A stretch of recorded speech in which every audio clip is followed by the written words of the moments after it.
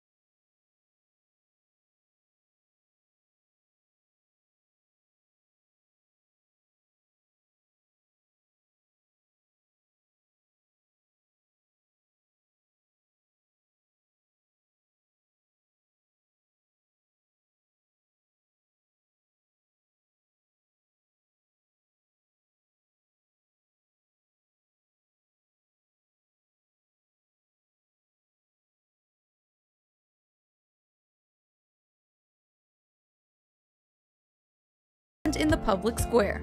Through research, on-the-ground action, and legal advocacy, Regaveim works to uphold the rule of law and to ensure that Israel can grow, thrive, and remain rooted in its homeland.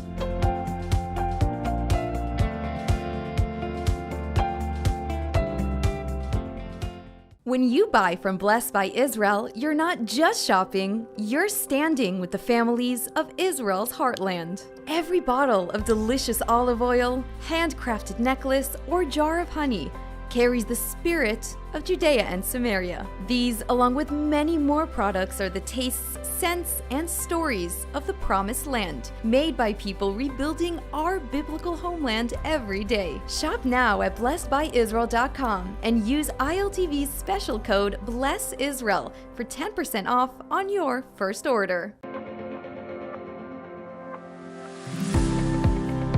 At UKIFA International, academic excellence isn't just a standard, it's a way of life. With 21 English-taught master's programs, world-class faculty, and Israel's top national score in the Times Higher Education Impact Rankings, students grow in every direction. If you really want to challenge yourself academically, grow in a very diverse community, and be immersed in such an important and significant environment, University of Haifa is the place for you. Located on the stunning Carmel Ridge, the UKIFA blends academic excellence with a welcoming community. UKIFA International has a great combination of top-notch academics with a great community of students. Whether you're pursuing a one-year master's or diving into research, UKIFA gives you the tools, mentorship, and real-life insight to make your mark on the world. UKIFA International. Master your mind, live your Israel experience.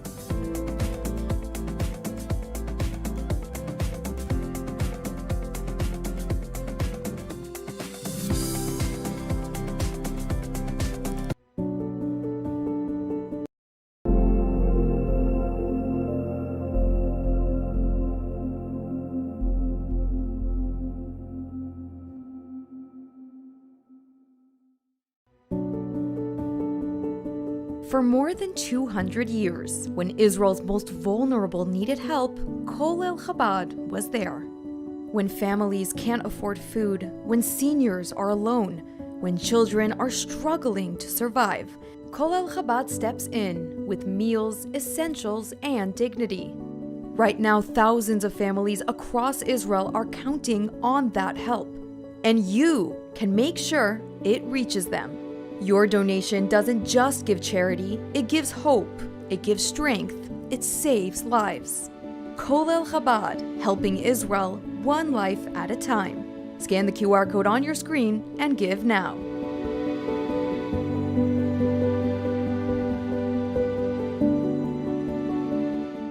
And in other news, a routine anti-looting operation has uncovered an extraordinary glimpse into Jewish life 2,000 years ago. ILTV's Deva Klein has the story. Inspectors from the Israel Antiquities Authority were monitoring illegal digging on the eastern slope of Mount Scopus when they caught 5 suspects excavating inside a cave. But what they found the next morning stunned even veteran archaeologists. Eitan Klein of the authority's theft prevention unit said, quote, "We were shocked to find more than 100 pieces." The fragments turn out to be stone cups, bowls, and other vessels from the late Second Temple period, when Jewish law held that stone, unlike pottery, could not become ritually impure. That made limestone vessels especially important for pilgrims traveling to Jerusalem to visit the temple before its destruction in 70 CE. Each of the artifacts you see here behind me actually has a criminal record.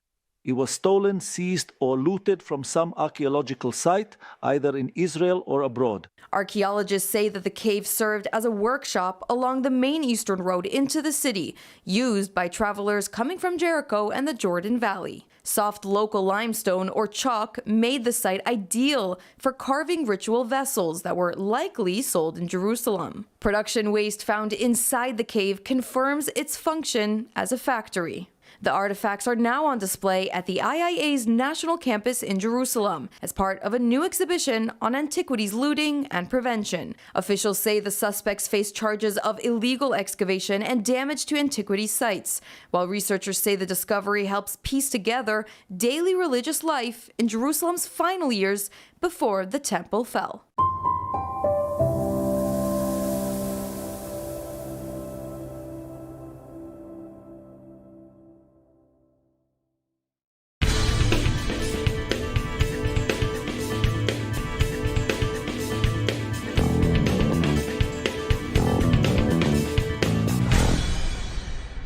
Hey everyone, we know how hard it can be to keep up with the latest news in Israel. So if you haven't had the time to stay on top of what's what in the Holy Land, we're here for you. I'm Ladar Gavelazi, and this is ILTV's Weekly Review. During the first meeting of President Donald Trump's newly formed Board of Peace, the U.S. president laid out an ambitious post-war plan for Gaza, but also raised significant questions for Israel. ILTV's Steve Leibowitz explains. President Trump announced a $10 billion U.S. contribution to the initiative and said 9 countries have pledged a combined $7 billion for Gaza relief and reconstruction. The board, under the President Trump leadership, will advance the full implementation of the 20 points plan without delay, ensuring fairness and justice for both Palestinians and Israelis. In this spirit, Qatar pledges $1 billion in support to the board mission aimed at reaching a final resolution that fulfills Palestinian aspiration for the statehood and recognition, and the Israeli aspiration for security and integration. Former British Prime Minister Tony Blair and U.S. envoy and Trump's son-in-law Jared Kushner explained how the initiative is envisioned. This is a vision of Gaza as part of a Middle East at peace. Not a phony piece of declarations no one means and agreements no one intends to keep, but a genuine commitment to a region where, whether you're a Muslim, Jew, Christian, of any faith or none, you can rise by your own efforts and feel your government by your side, not on your back. We are here to help the people of Gaza, to lift them up and give them every opportunity to succeed. And we really see this as a partnership with them and with the Israelis to see if we can create an environment that can be peaceful, that can be functional, that can offer people the opportunity to really live a better life. And I think you've seen some of the work today, and hopefully we'll be successful. Like I said, the last one, failure is not an option. Trump unveiled plans for an international stabilization force with Indonesia, Morocco, Kazakhstan, Kosovo, and Albania committing troops. The force is expected to deploy first in Rafah with a long-term target of 20,000 soldiers and 12,000 police. Egypt and Jordan are set to help train security personnel. Indonesia confirmed it will be sending troops, but insisted it will not be to disarm Hamas. Trump said the board would help oversee reconstruction and even look over the United Nations, signaling a shift away from traditional UN-led mechanisms. Several close U.S. allies have so far declined to join amid concerns about structure, funding requirements, and political influence. For Israel, the implications are significant. A foreign-led stabilization force in Gaza could reduce direct IDF burden, but also raises questions about security coordination, the disarming of Hamas, rules of engagement, and who controls post-war governance. But as Secretary of State Rubio pointed out, there is no Plan B. We want to talk a little bit about the strategic vision of this organization. We have to get this right. There is no Plan B for Gaza. Plan B is going back to war. No one here wants that. Plan A, the only path forward, is one that rebuilds Gaza in a way of enduring and sustainable peace, where everyone can live there side by side with one another and never worry again about returning to conflict, to war, to human suffering, and to destruction. A 48-hour deadline is ticking down toward a potential U.S. attack on Iran. Reliable reports out of Washington say the United States has given the Ayatollah's regime a 2-day deadline to submit a detailed nuclear proposal or risk the collapse of talks and a military strike. Meanwhile, Lebanese media is reporting that the U.S. has ordered to evacuate the U.S. embassy in Beirut. ILTV Steve Leibowitz has the latest. U.S. negotiators are scheduled to meet Iranian officials in Geneva on Thursday and Friday, but only if Tehran delivers a plan beforehand that Washington considers serious. President Donald Trump is reportedly holding firm on a zero enrichment demand while signaling limited flexibility if Iran can prove it has no pathway to a nuclear weapon. The Geneva talks will reportedly take place only if a suitable Iranian response is received in the White House that meets Trump's red lines within a 48-hour period. Iranian Foreign Minister Araqchi has confirmed he will attend the Geneva meeting.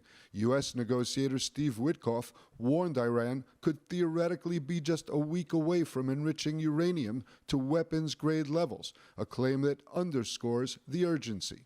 According to Axios, officials briefed on internal deliberations say Trump is considering a limited military strike in the coming days, designed to send a clear message to Iran's leaders that they must give up any capability to produce a nuclear weapon. Potential targets reportedly include the headquarters of Iran's Islamic Revolutionary Guard Corps, key nuclear facilities, and elements of the ballistic missile program. But President Trump has also signaled something larger. If initial action does not work, he may consider a much broader military campaign later this year, one aimed at weakening or even toppling the supreme leader. 2 U.S. aircraft carrier groups and dozens of warplanes are now within striking distance of Iran as the White House weighs its next move. Anti-regime demonstrations erupted on campuses across Iran at the start of the new semester as momentum continues inside Iran against the brutal regime. Over the weekend, protests were held at major campuses, including Sharif University of Technology, Amir Kabir, Beheshti University in Tehran, and Mashhad University, protesting against the Islamic Republic and chanting anti-government slogans such as "Death to Khamenei." These rallies coincided with the new semester and mourning ceremonies held about 40 days after last month's deadly nationwide crackdown. The demonstrations continued this morning, according to the latest reports. At Tehran's Beheshti University, students staged a sit-in to honor those killed in last month's crackdown and to show support for imprisoned classmates. At Amir Kabir University of Technology, video shows demonstrators chanting "Long Live the King," a reference to Crown Prince Reza Pahlavi, who is widely supported as Iran's transitional leader. The student union says security forces later blocked exits and detained participants. Today, Basij forces entered some of the campuses to detain organizers. Clashes were also reported at Sharif University, where footage appears to show members of the Basij militia confronting protesters. In Mashhad, students at the University of Medical Sciences were also heard chanting "Death to the Dictator." Protests have not been limited to universities, however, as footage has surfaced throughout the last week of large gatherings of mourners chanting in protest against the regime and for the fall of the Islamic Republic. Meanwhile, arrests and executions of protesters is continuing, despite the regime's talks with the United States.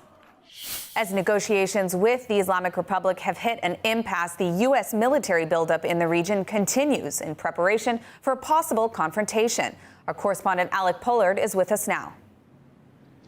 Yes, Emily, the pieces are moving on the global board as the USS Gerald Ford, the world's largest aircraft carrier, was spotted in Crete, which is an island that belongs to Greece in the Mediterranean, on its way potentially to Iran through the Suez Canal. But before that, it is expected to dock here on the Mediterranean coast in the port of Haifa in Israel. The U.S. Navy has not officially confirmed the docking date, but current tracking and military movements indicate the Ford will arrive off Haifa soon. It's also not the only use of Israeli facilities by the American forces.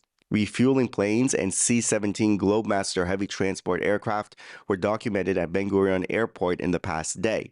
According to the Military Air Tracking Alliance, a team of about 30 open-source analysts of military and government flight activity, more than 85 fuel tankers, and over 170 cargo planes have headed into the region since mid-February.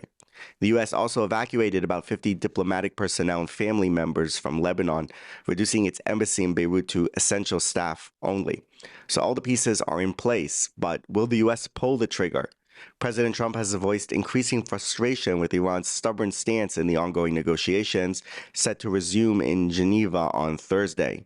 President Trump was also quick to dispel reports that his top general, Dan Kane, told him that a military strike in Iran would drag the United States into a protracted war.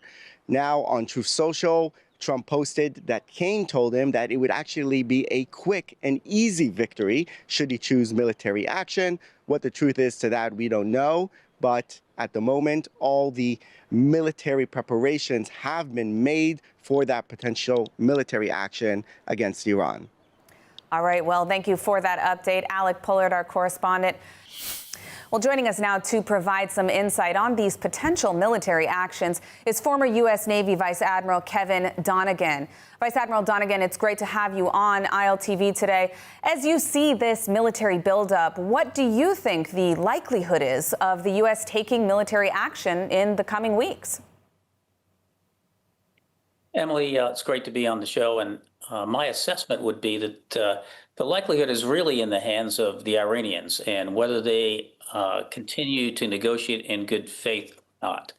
Because one of the things for certain that the forces were put in the region to do, in my opinion, was to do just what you see happening. It was to I won't say force, but it's certainly to influence the Iranians to negotiate in good faith. And one of the things you want to do if you're going to use a military force for that is have a force that's capable. And you can see with the array of forces recently, from the 2 aircraft carriers to all the other forces that have put in the area, that the U.S. has put enough force there. We know it's capable because we saw the outcome of U.S. forces on both the nuclear strikes on Fordo and, of course, the success that the Israelis had against Iran. And then the third element is the will to use that force, and I think you've heard that articulated by the current administration. So now you get down to will the force be used or not? And that's a question that's unknown because we don't understand enough about the negotiations to know if Iran is negotiating in good faith from the viewpoint of really one person, and that's the President of the United States. Certainly, there's a lot of disinformation intentionally being put out, likely from both sides. But I do want to ask you, with such an extensive buildup that we're seeing, I mean, the largest since the Gulf War, what would be the goal of the United States striking the regime? Because we've seen a lot of mixed messaging about trying to get a deal, possibly even after smaller strikes to begin with, versus regime change and everything in between. Yes, and that's probably the question that everybody wants to know. And what hasn't been made clear, and the president hasn't made clear, was what mission the forces would execute if Iran doesn't negotiate in good faith. So there is a range of things you can do with these forces, because you notice there isn't a ground element to these forces. But the range could be aligned with the things that are on the negotiating table now, with destroying anything that's left of the nuclear enrichment capability of Iran. It could go after the missiles systems. As you know, the Israelis were successful at getting at a lot of the ballistic missile themselves, at their command and control, et cetera. But the Iranians still have thousands of missiles that can range allies and that can range U.S. forces, certainly the fixed forces and basing in the region. And in addition, we want them not to, the part of the negotiations we're looking at not using their militia forces anymore. So that's the IRGC, which also, as you know, especially the besiege element of the IRGC has been used to oppress the protesters. So those are the kinds of things that I would expect to see would be the options the president will be looking at going after if the Iranians didn't negotiate. I also don't think his objective would be an all-out war. I think he'd like to drive this to a deal one way or another, whether that's with or without the use of force. Well, realistically speaking, you alluded to it a little bit just a moment ago, but what is the potential military threat from the Islamic Republic as opposed to the U.S. forces towards them? And also, what's the threat to the state of Israel militarily as we see it today? What do we know so far? Yeah, so that is a very important thing to try to unpack because it's not a certainty what the Iranians are going to do. You know, there's a couple unknowns here that are critical. I mentioned one of them, which was the mission. The other unknown is can the U.S. achieve certain elements like regime change? That one is one that would be very, very difficult to predict from a military standpoint. And the third is what's Iran's reactions going to be? We know what Iran's reactions were in the past. When we struck Fordo, and it was rather limited and telegraphed. In this case, that's depending on how Iran views it, the threat to its regime will be likely in their calculus of what they would do. But one thing's for certain, they possess a great capability to reach out and launch a lot of missiles. Those are cruise missiles, those are ballistic missiles, those are drones at U.S. forces. So I would expect one element that you will have in any U.S. action that's taken from a military standpoint will be to blunt their capability to retaliate. And as you said, the retaliation may not just be against the U.S., it could be against U.S. bases on other nations' soil, and it could be against Israel. Well, beyond kinetic attacks, I do want to ask, I mean, how much power does the Islamic Republic still have to stay in control in the country from what we know? And is there a reasonable path forward without the regime based on what we're seeing from the people on the ground in Iran? Well, the hard part to unpack is what, to what level of when we say regime change, to what level do we mean? Do we mean the supreme leader is gone tomorrow, or do we mean the elements that control the country are gone tomorrow? It's unlikely that last part will be something that's done. But Iran, I believe, is in control of their country. You saw the success they had, as bloody as it was, oppressing their protesters, and they're certainly in command of the IRGC, and they're certainly, they certainly put some negotiators in place that have the support of the government. There's not a disconnect between the negotiators and the government. So I think that Iran is in control. And the question remains that if we were to do anything with leadership, would there be a difference in how they governed? And that's a question that's unknown, but likely to be, no matter who's left in the end, the way that they govern, given their internal security apparatus and their way of governing, is likely to still remain intact. Well, speaking of that internal security apparatus, the IRGC was recently reported as taking over Hezbollah in Lebanon. I wanted to ask you, what impact on the Middle East does that have? Will we see increased tension between the IDF possibly and Hezbollah, as we've seen just in recent days, given that the IRGC is not just concerning themselves with their own affairs, but actively expanding even during talks? Well, as I think most of us know, it's not, in my opinion, the IRGC has always been, certainly the Quds Force element has always been in somewhat control of Hezbollah. The difference now, though, is Iran's in a different position related to its proxies, and it is because of the actions the Israelis took, for instance, against Hezbollah, significantly decimating their ability to command and control, to launch missiles, and to do the things they could do in the past. That's not to say Hezbollah is gone and can't do more. The point is it's not as potent as it was before. And also, Iran has lost its only real ally in the region, Syria. So they're left mostly with the Houthis and some militia in Syria and militia in Iraq to carry out their bidding from a proxy standpoint, which is a much weakened position they were in before. But we shouldn't look at that as, it's going to be a free lunch here if the U.S. were to do an action. As I mentioned, the Iranians still have a great capability to launch missiles and things. And I would think if they view the regime as threatened, they may do that. And that can also bring into play, the flow of energy out of the Gulf if they really feel threatened.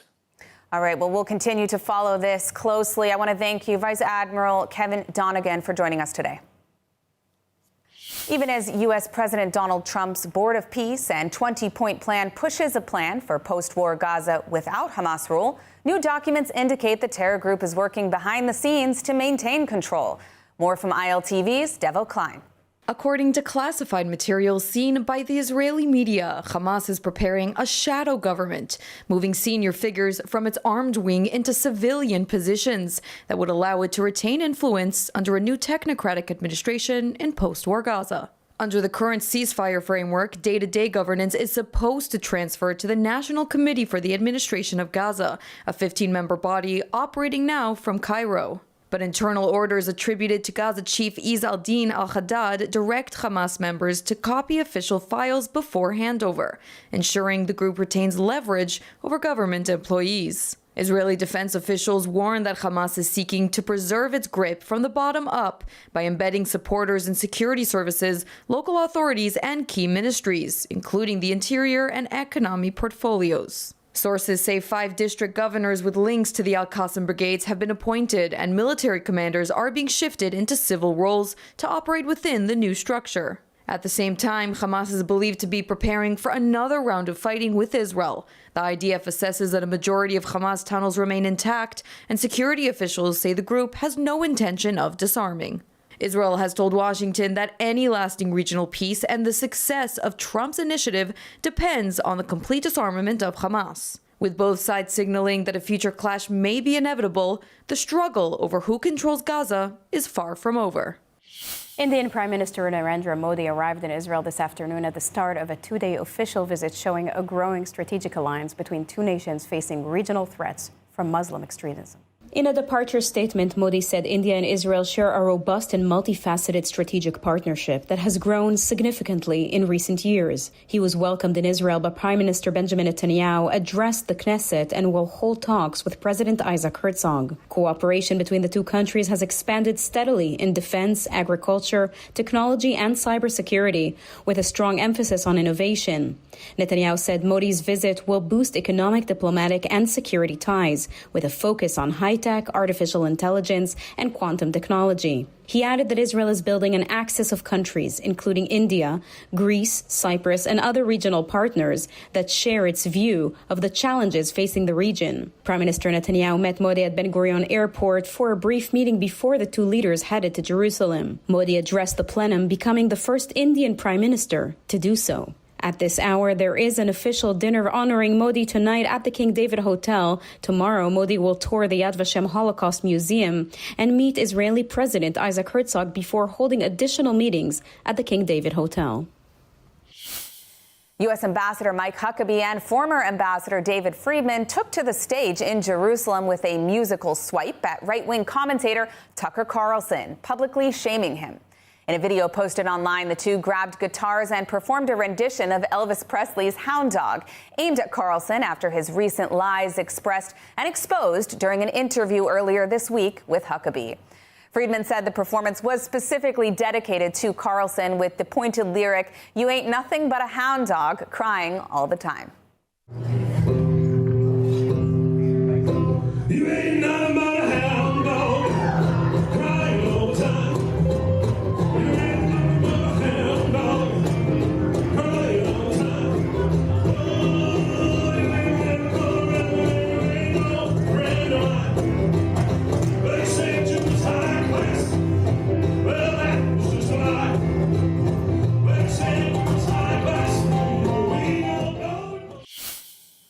For more of the latest updates from Israel, make sure to subscribe to our newsletter at ILTV.tv or download the ILTV Plus app.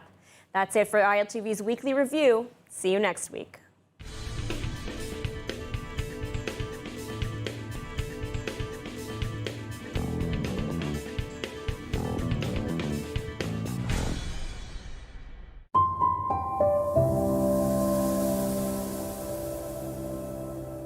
Hi, my name is Vered Mezuman Aviad.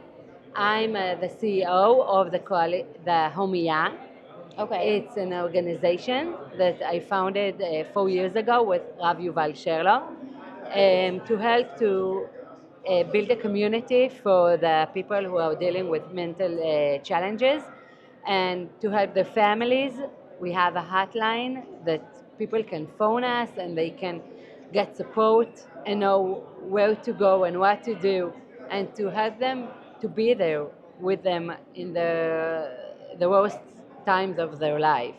What made you start this organization? What happened? Okay, I'm a mother of a daughter who is dealing with bipolar, and we went through a very, very long way, through many, many hospitalizations. And the hard thing was the loneliness. We felt so loneliness in this time or the times, and we didn't know where to do, and we didn't have anybody. And I decided that I want to do it easier for other people, that they don't have to suffer as much as we did as a family. So that's why I started this organization. And we come to the hospitals, we bring music, we bring good food. Wow. And we bring DJs, we are dancing, all the hospital, it's like, it's unbelievable. It's a party. Yeah, we make party. Amazing. Yeah, you can't just give them pills and that's it. You should be there with them, it's so important. And what are you doing here? Okay, so we came to this conference, and my colleague Rav Yuval Sherlo is going to speak. He's going to speak about the power of community. I spoke to someone very high position in the Misrad HaBriut, and he said to me, there is not enough tipulim for everybody, but what can we do is building a strong community and be there with the people. You don't have to do so many things, just to be, to accept their story, to be there, to be willing to listen to the sorrow of the people. And I think that this way we can change the way in the Israeli society, the way they treat people who are dealing with mental challenges. Amazing. Thank you. Thank you so much. Thank you.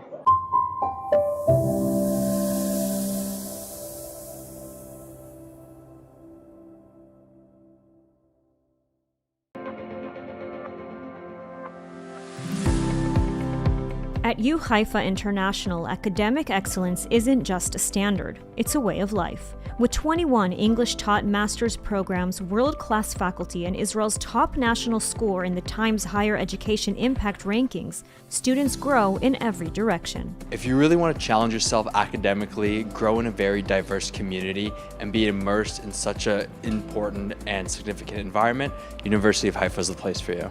Located on the stunning Carmel Ridge, the UKIFA blends academic excellence with a welcoming community. UKIFA International has a great combination of top-notch academics with a great community of students.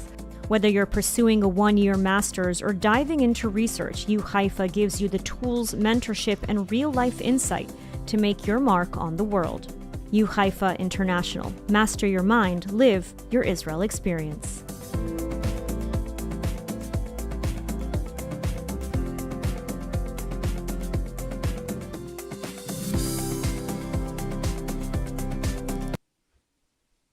מתחילים.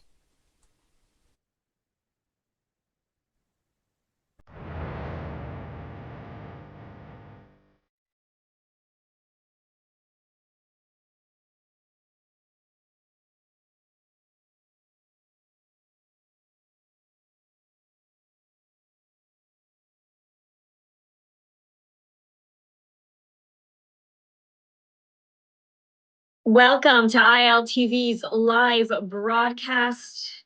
It is 6:30 p.m. here in Israel. Let's get started with all of the latest updates on this very dramatic and historic day.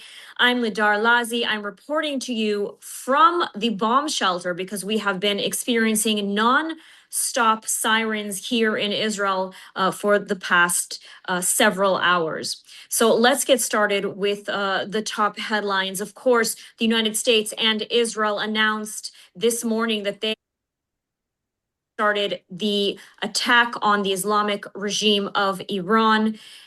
Around 8:30, Israelis from the north to the south, east to the west were woken up by sirens, test sirens, warning them that the home front command guidelines had changed and that they needed to be in the vicinity of bomb shelters. And Israel has been hit with multiple volleys of ballistic missiles throughout the day, throughout the country. And we again are in the bomb shelter right now, hoping to make it back into the studio. Green light by Homefront Command that we are clear to leave the studio, but we wanted to get on live and broadcast to you, our viewers at ILTV, and update you. So at this hour, we are awaiting confirmation to see if the Supreme Leader. And we have another siren. I don't know if you can hear in the background, but there's more sirens right now here in ILTV studios. And back to the latest updates. Supreme Leader Ayatollah Khamenei was reportedly targeted in an attempted assassination attempt by the United States and Israel in a strike. Estimates here in Israel are that he was indeed taken out by the strike, but there is no official confirmation yet. So at this hour, we are waiting to hear one way or another whether the strike was successful. In the meantime, we know that after several rounds of strikes across Iran, Israel and the United States struck several IRGC targets and senior regime officials. We still do not have confirmation on any eliminations, but we are waiting to receive official confirmation from the IDF regarding those. And we, in the meantime, in Israel, we've seen Iran retaliate, striking, not only sending ballistic missiles, not only to Israel, but also to allies across the region. We've seen hits in the United Arab Emirates. Recently, we saw footage of a strike, a direct strike on a hotel in Dubai. We saw direct strike on the airport in Kuwait, and Iran has also fired at Qatar, reportedly at Saudi Arabia, and at Bahrain on U.S. military bases. And so at this hour, we are continuing with missile volleys throughout Israel. And so right now, I would like to invite Avital Leibovich to join us. Avital, what can you tell us so far about this operation?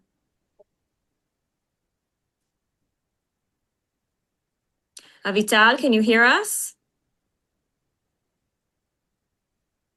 Okay, so we seem to not be able to connect with Avital. She's most likely in the bomb shelter as well. So I do want to once again give a quick rundown of the timeline of what has been happening today throughout Israel.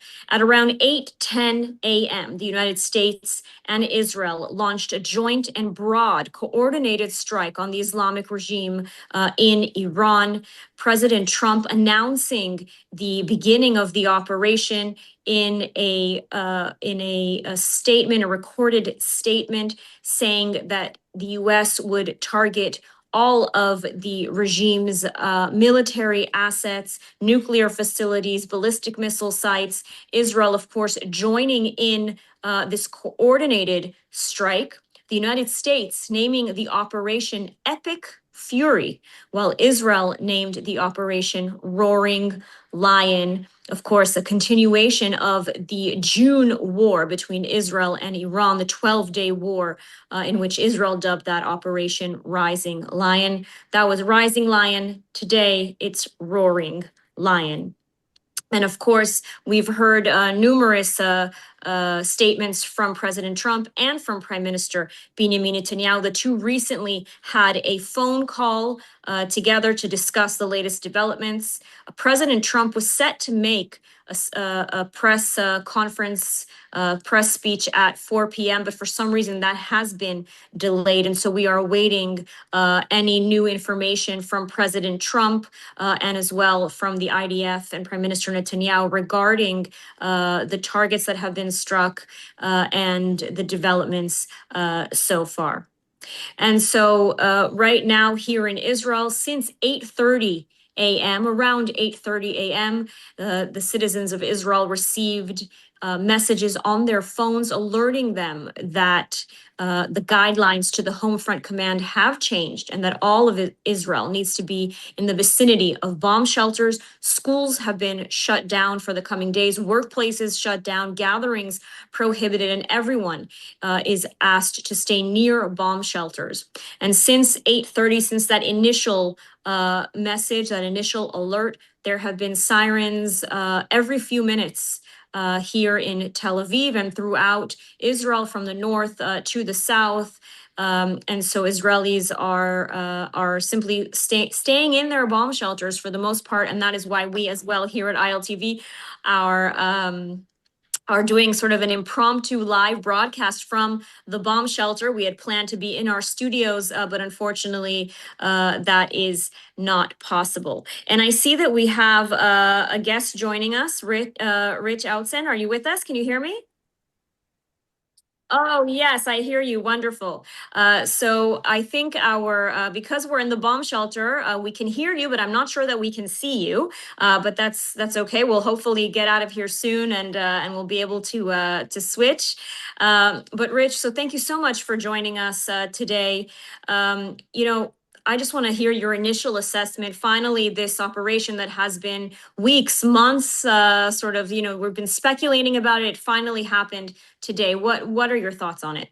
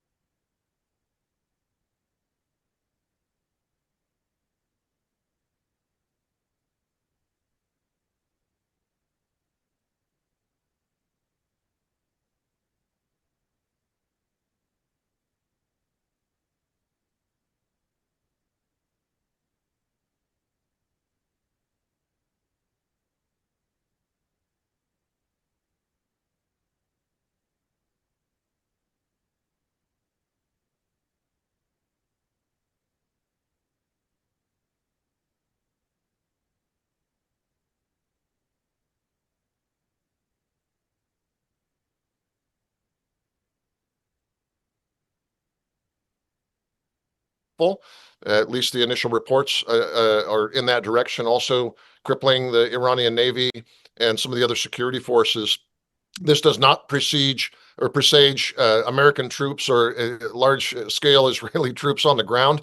But what it does is it opens a window for the people who want to resist the Iranian regime, the Islamic Republic, a fighting chance. Instead of getting mowed down by the tens of thousands like they did a month ago, it may just be the case that the window is open for them to successfully resist at this point. So I will say it is, again, with a little bit of frustration that we've gone through 4 decades with this regime doing all the things that it's done, with fear and concern for our friends in Israel and, frankly, the Iranian people, but also with a little bit of optimism that this may be what helps the region turn the corner. So that's what we're feeling here in Washington, and I think people on both sides of the aisle are waiting and watching to see if this is a successful strike. Nobody here, not Democrats, not Republicans, has any love for the Islamic Republic.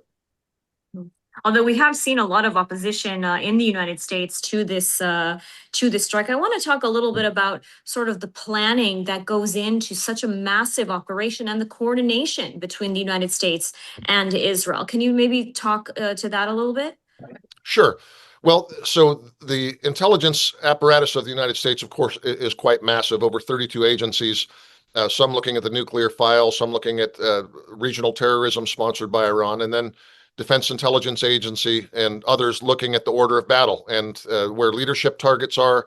So I think over the recent decades, we've assembled a pretty good catalog of where we think people are, looking at the pattern of life, right? And this is where some of the, I think, Israeli assets in country, maybe the Kurds, also the National Coalition for the Resistance in Iran, some of the opposition groups have been tracking on a daily basis where the leadership targets are going. So kind of telescoping in from decades of work on where their military assets are, nuclear and conventional, and then kind of focusing in, telescoping into where these leadership targets are. It's been a massive effort using airborne assets, human assets, satellites, and so forth. I think the best intelligence in the world that anyone has about any potential conflict is what's been assembled by Israel and the United States and other coalition partners. So we have a pretty good idea of what we're going for. But it's a hard target. And as to the other part of your question, the voices there, I mean, we live in a social media age. There are going to be voices that decry the use of American power anywhere in the world, especially the use of military power. But when you talk to reasonable Democrats and reasonable Republicans, and by the way, there's people on both ends of the spectrum, both Republican and Democrat, who oppose the use of power for anything. But the vast center in both parties, I think, agree that this is a just use of force, given that everything that this regime has done, and if you're on the left of center, it weighs heavily, that they have oppressed women, that they have killed their own citizens, that they have denied fundamental rights.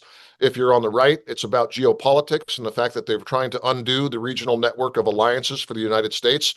So I think the politics of this are going to work okay for President Trump. Mm-hmm. Absolutely. I just want to stop a moment because we have sirens yet again. I've lost count how many times we've had sirens here in our studios. But once again, we're hearing alarms overhead. But we are in broadcasting live right now from the bomb shelter.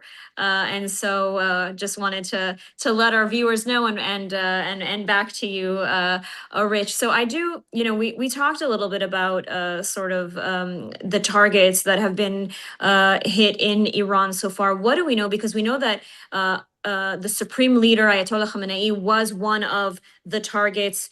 Have you heard anything about that, about any of the targets or sort of the senior regime officials who have been targeted in these strikes?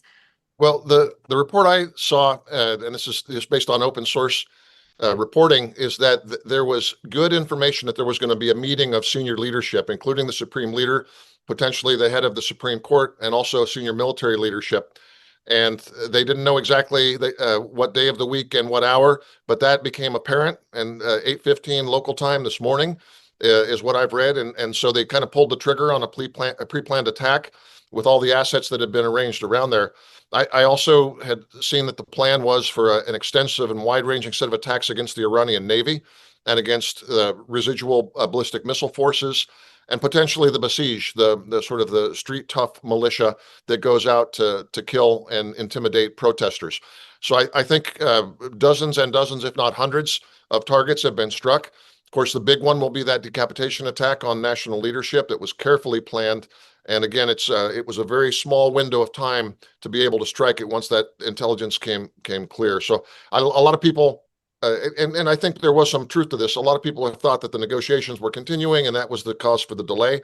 That's true in and of itself, but it's also true that they knew what they wanted, and they were waiting for that moment, for that window to open.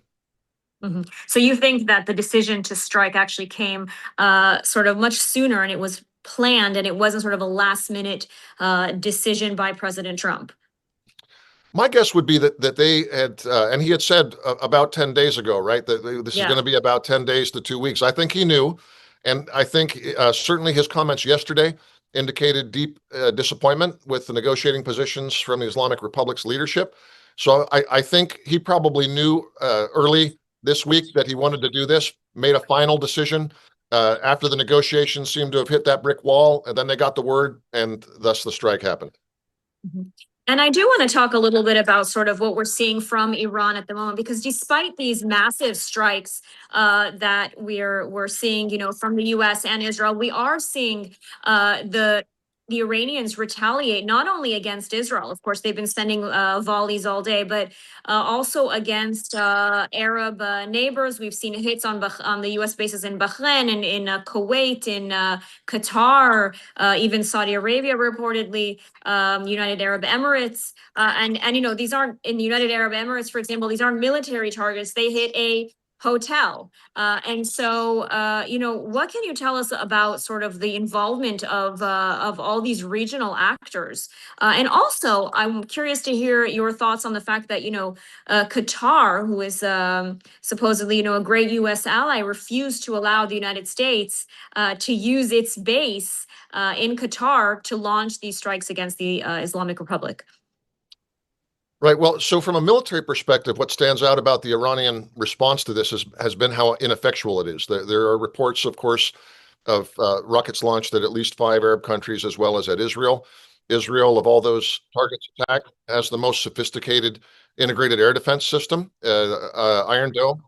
And between the ineffectuality of those missiles, and by all reports, it's far, far less in scope than during the 12-day war in terms of what they were able to launch.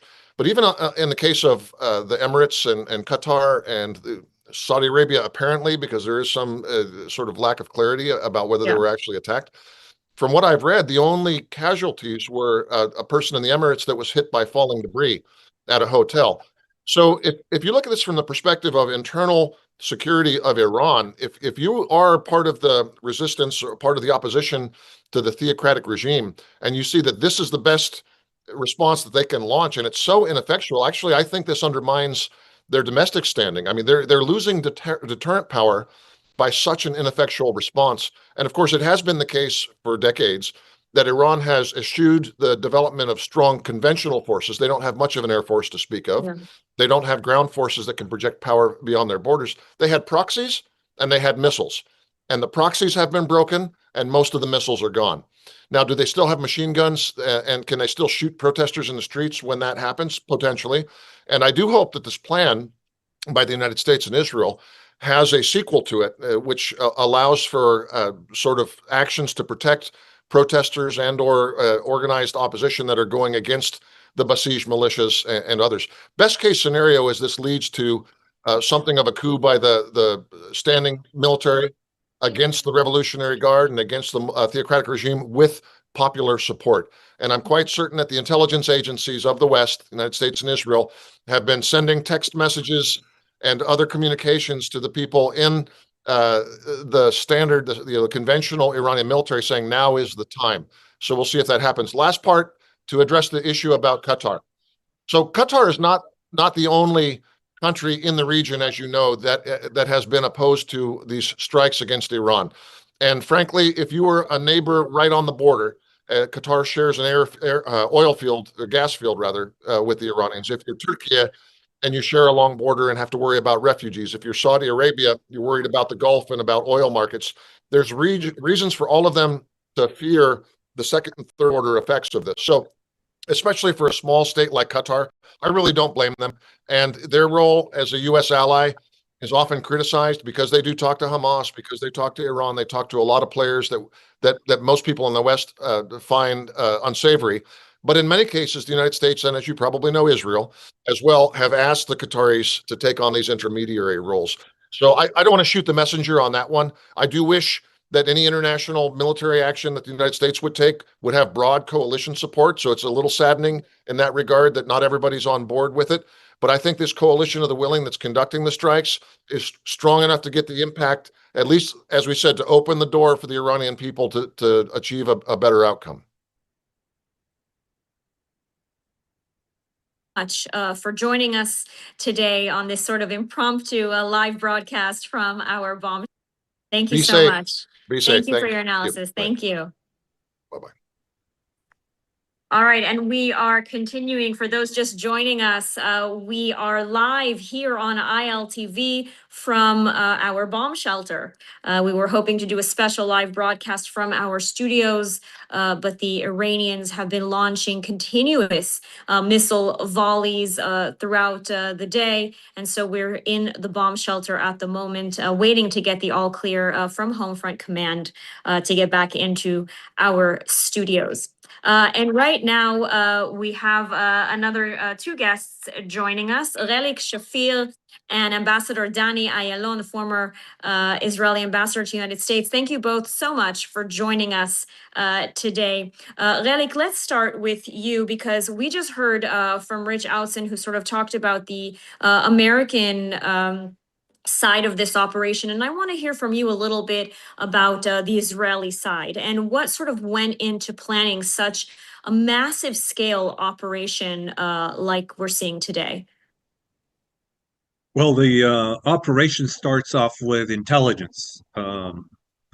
Since the surprise wasn't as complete as the previous time, it was a tactical surprise that indicated, or at least had a lot to do with the timing of trying to hit commanders and operational centers, communication centers, etc., in a surprise attack. So that dictated when to start off. The other part is how it went about. So obviously, the first salvo of missiles aimed at Iran had to be somewhat of a stealth mode. Stealth in the sense that the Iranians would not be able to detect the incoming missiles, either because they were blinded in some way, or they were shot in such a manner that they were not able to discern that missiles are coming in. So that is one part that created a tactical surprise. The next thing is be able to suppress as many missiles, ground-to-ground missiles, shot off the western part of Iran. And that takes place in a manner where the F-35s are at the front line, much like the previous time that we remember in June last year, and they can detect from hundreds of kilometers away where the launchers are. The bottleneck of the missiles shot are the actual big trucks that reload every time they shoot a missile. So the F-35 can see not only the big trucks, but it can also see whether there's a missile on them, whether it's erect and ready to be shot, and by that way relay to other airplanes, F-16s and F-15s, which ones to target, and they can shoot cruise missiles that within several minutes can reach that area, can actually see through video those missile launchers and track them and actually race after them even if they're on the move. Now, once that takes place, we know from satellites where the missile launchers are being hid and hit the areas where they're being hit, whether it's in sheltered places where you can hit the entrance and actually render it incapable of those launchers coming out, or out somewhere where you can just hit them even if they are hidden under some camouflage. And that actually explains that while they're on the run, they can't just get there, erect the missiles, align them. That takes quite a few minutes, and then fire them because they're on the run. They're not precise, and they hit different places other than they were planned to. So that reduces the damage of those incoming missiles and also allows for better shooting of the missiles in because they're sporadic. So even though there's inconvenience for all of us going into shelters, it makes it much easier for our defense to track it. So these are the two main effects, starting off with the missiles. Other targets are not targets of opportunity, but pre-planned targets such as army posts, the besieged posts, and also by the Americans, the area in Bandar Abbas where they have most of their navy. So I think that wraps it up for this part of the talk. All right, so we'll be back to you in a moment with more. So, Danny, we heard from Relik about the military side, and I want to talk to you a little bit about the diplomatic side. We saw so much speculation in the weeks leading up to this attack. There were so many conflicting reports that we saw in the media, even concerns here in Israel that perhaps the United States was going to make a bad deal, or, these were the headlines sort of splattered across some major Israeli newspapers. There was even a headline, saying, attributed to the prime minister, asking, is Trump still with Israel? And then today we see this massive coordinated strike that clearly, as Relik explained as well, and Rich before him, took weeks at least in planning. So what can you tell us about all of this? Was this also coordinated very closely on the diplomatic front and the media front? Yes, absolutely. And a testament to that was the two messages from the leaders, Netanyahu here and Trump. They were almost, identical in sense of the reasoning, the crimes of Iran, the need to actually liberate the Iranian people from this very, very despotic, murderous regime. But at the end of the day, it's the personality. It's one leader, and this is Trump. Unlike maybe 6, 7 presidents before him, Trump is someone who is not afraid of taking bold and courageous decisions and go with them, notwithstanding opposition from within, in his own administration even, and from outside, whether it's the Arab countries. He decided he had to do it, and he gave the Iranians ample opportunities actually to come back to the negotiation table with a decisive result. And I think what Trump is doing is actually erasing all the mistakes of former presidents since Carter in 1979, who in a way allowed this Ayatollah's revolution. It was interesting to see how Trump invoked all the crimes of these Ayatollahs, starting with the taking hostage of the American hostages in Iran's in the American embassy in Iran, all the way through killing the Marines in Beirut and many, many other things. And he has always said how all those others, mainly he attacked Biden, how weak were former presidents. But if you look at the results, starting from even before 2015, there was no American president who actually exhibited a credible military threat that would bring the Iranian to come to the table, and with understanding that if they do not give in their illegal military nuclear program, they will be at risk.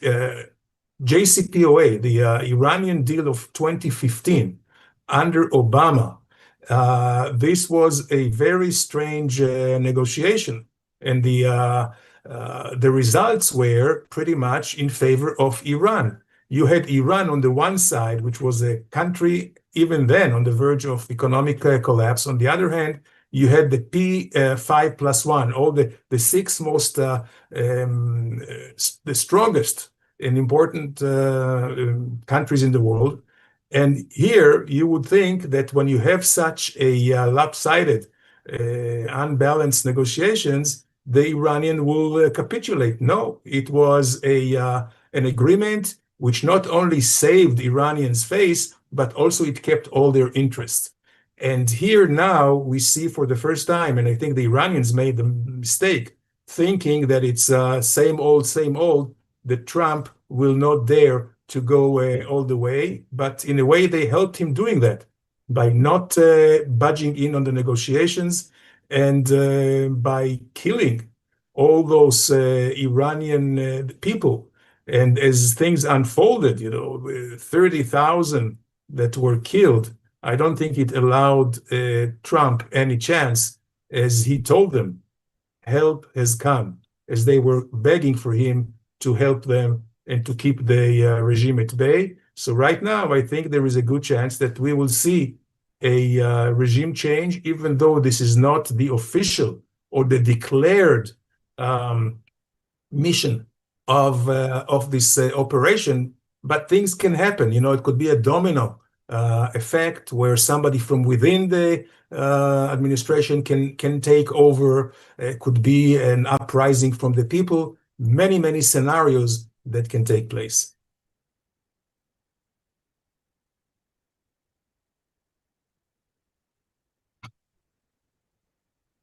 Walk with me as I make my way out of here.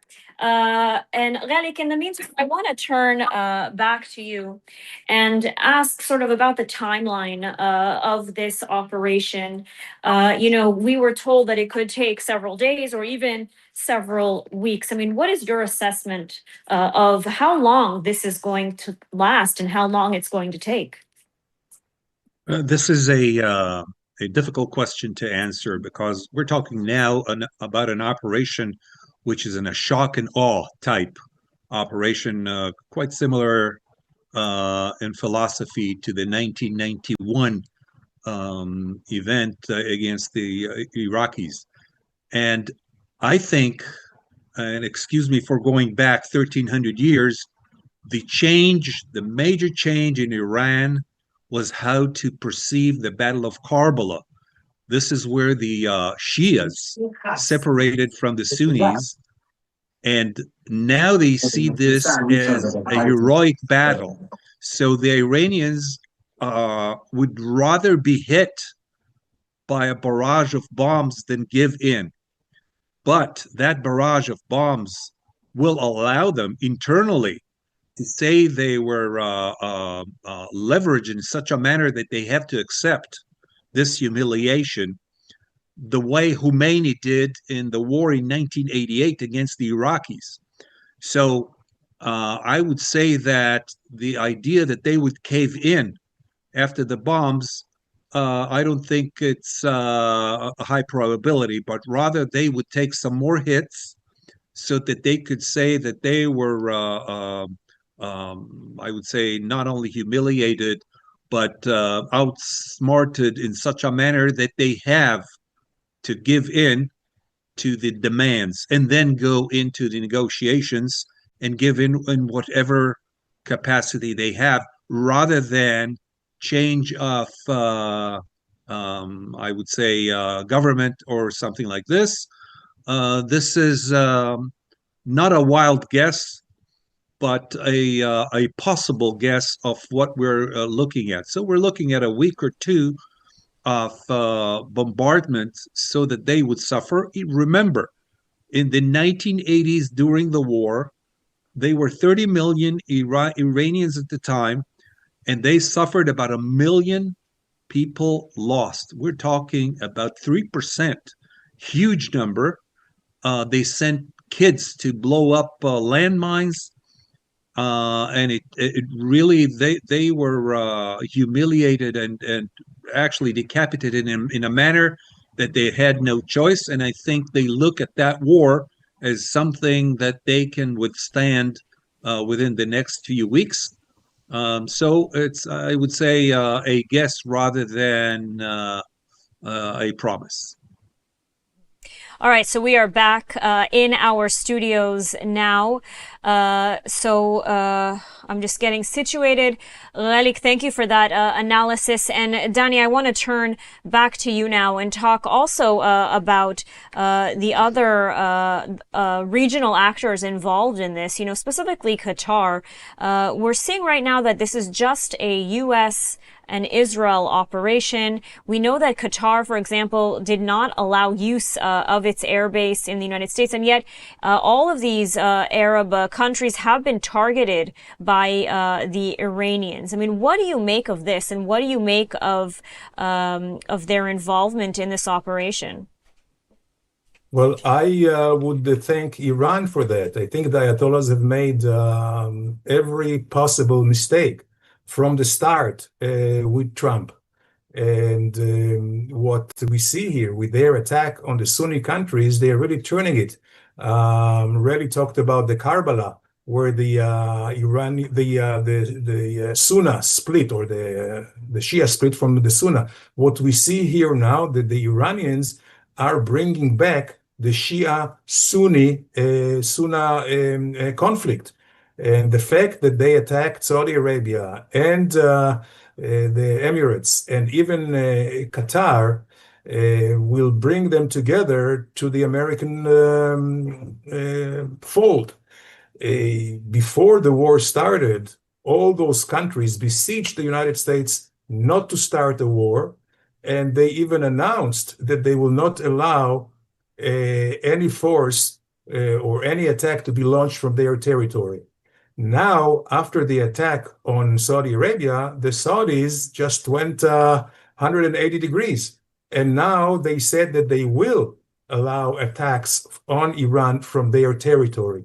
So what we see here, that Iran is pushing itself to a corner further and further, to the effect that they not only are outnumbered, but even what they thought would be their allies or those who can save them, like Qatar, they have already were biting let's say, the hand that fed them, or that somewhat supported them. So I think the Iranians are in a very, very bad shape, not just militarily, but mostly from a political, geopolitical, strategic point of view. And that really brings the demise of this regime probable, something that we did not think would be even possible a few months ago. Now, I'm not saying that this will happen, but it certainly is in the cards. And Relik, back to you. We've heard about the strikes on the senior Iranian leadership, and I do want to ask, when are we going to know for sure, most likely, whether these strikes were successful, especially against the Supreme Leader Ayatollah Khamenei? That may take time, because we're relying on intelligence, which means that somebody out there knows how to tap on the either phones or communications and understand and decipher what the reactions are, and infer from that what took place. And that may take maybe even weeks. Or else they would come out and say, sometimes they do come out and say that such and such has happened, to make sure that their people don't lose trust, or those supporters don't lose trust in what goes on, and know who's running the show and is not hiding somewhere. So I would say either our information would be conveyed through intelligence, or the Iranians themselves would come out and say what had happened. In any case, there's no rush, and we may not know this in public, even if we have the intelligence for this. So I wouldn't wait for this to happen. All right. Brigadier General Relik Shafil, former Air Force Base commander, and Ambassador Dani Ayalon, the former Israeli ambassador to the United States. Thank you so much both for joining us this evening on this special live broadcast. Thank you. All right, and moving on. So at this hour, we are still waiting to hear any new information about the effectiveness of the strikes on the Islamic Republic of Iran. Just to recap for those joining, this morning, the United States and Israel launched a very broad joint operation against the Islamic Republic of Iran. Let's take a listen very quickly to a short soundbite from U.S. President Donald Trump as he announced the onset of this operation. A short time ago, the United States military began major combat operations in Iran. Our objective is to defend the American people by eliminating imminent threats from the Iranian regime, a vicious group of very hard, terrible people. It has always been the policy of the United States, in particular, my administration, that this terrorist regime can never have a nuclear weapon. I'll say it again, they can never have a nuclear weapon. And we sought repeatedly to make a deal. We tried. They wanted to do it. They didn't want to do it. Again, they wanted to do it. They didn't want to do it. They didn't know what was happening. They just wanted to practice evil. So that was U.S. President Donald Trump speaking this morning, Israel time, in the middle of the night in the United States, announcing the operation. The United States has dubbed it Operation Epic Fury Israel, dubbing it Operation Roaring Lion. And joining us now with more is Brigadier General Amir Avivi, founder of the Israel Defense and Securities Forum. Amir, thank you so much for joining us today. My pleasure. All right, so we just heard President Trump say that he had preferred the diplomatic route, but in the end, as many predicted, that did not pan out. The gaps were simply too large. Iran was not willing to give up its nuclear ambitions or its terror proxies or its ballistic missiles. And now we're seeing this joint operation with Israel and the United States, a really unprecedented, historic cooperation. What can you tell us about it? And this has been coordinated for a very long time, for long months. Israel and the U.S. have built this operation, looking at the operations, the intelligence behind it. It's a very, very complex kind of operation with a very, very clear goal to bring a change of regime. It's very clear that both Israel and the U.S. want a change of regime.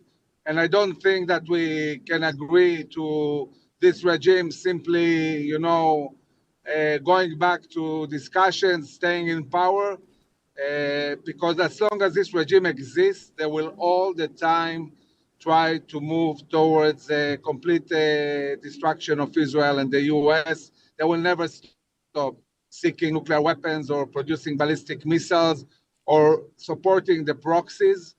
They funded just this year Hezbollah with more than $700 million. And this is in a moment where they don't have water, they hardly have electricity, their currency is broken, and yet they find the money to continue funding the proxies and to continue to produce around-the-clock ballistic missiles.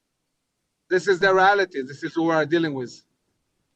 And I do want to ask right now about the response of the Islamic Republic of Iran. We're seeing them really simply shoot missiles in every which direction, most of them, of course, targeted at Israel. But if we look at sort of the scope of what they're doing today, sorry, of course... I can't hear you. Can you hear me now? I hear Mayan in the background. Okay, well, let's see if we can get that audio fixed. We're having a little bit of technical difficulties today. Into the bomb shelters every few minutes. Let's see if we can correct that audio. Yeah, now I can hear you. Okay, so I do want to ask because about the response from the Islamic Republic of Iran. We're seeing them, sort of strike in every direction at Arab countries, and of course, most of that is directed towards Israel. But when we think about what we saw here in the last Israel-Iran war, the 12-day war in June, despite the fact that Iran has been shooting continuous missiles, volleys of missiles at Israel all day long, we have not seen the level of destruction so far that we saw in June. I mean, can you maybe comment on that? Does this mean that their capabilities have significantly diminished, or are we just getting started? So first and foremost, our capabilities have been enhanced dramatically. We had many lessons learned from the last operation, and I think that our air defense is functioning much, much better. The Iranians are not managing to shoot massive amounts. It seems that Israel and the U.S. are managing to suppress a lot of this shooting. And we have to make sure that the population really adheres to and listens to what the Home Front Command says. And as long as that, we'll make sure that, we do the right things and go to the shelters. I think we should be able to deal with this. And the IDF is continuously degrading Iranian capabilities to shoot. They don't have endless amounts of launchers, and we're destroying them systematically. And I hope to see the IDF managing to really take control of this.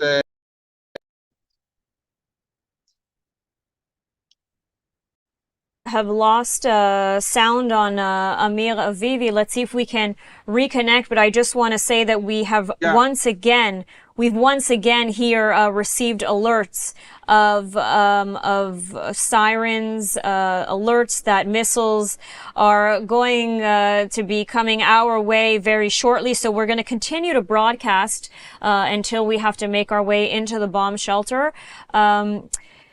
So, Emil, we talked a little bit about sort of what we're seeing here in Israel on the home front. Let's talk once again about what we're seeing in the Islamic Republic of Iran. So there are so many reports right now, none of them confirmed, that Israel and the United States have targeted senior Iranian officials, and of course the supreme leader himself, Ayatollah Khamenei.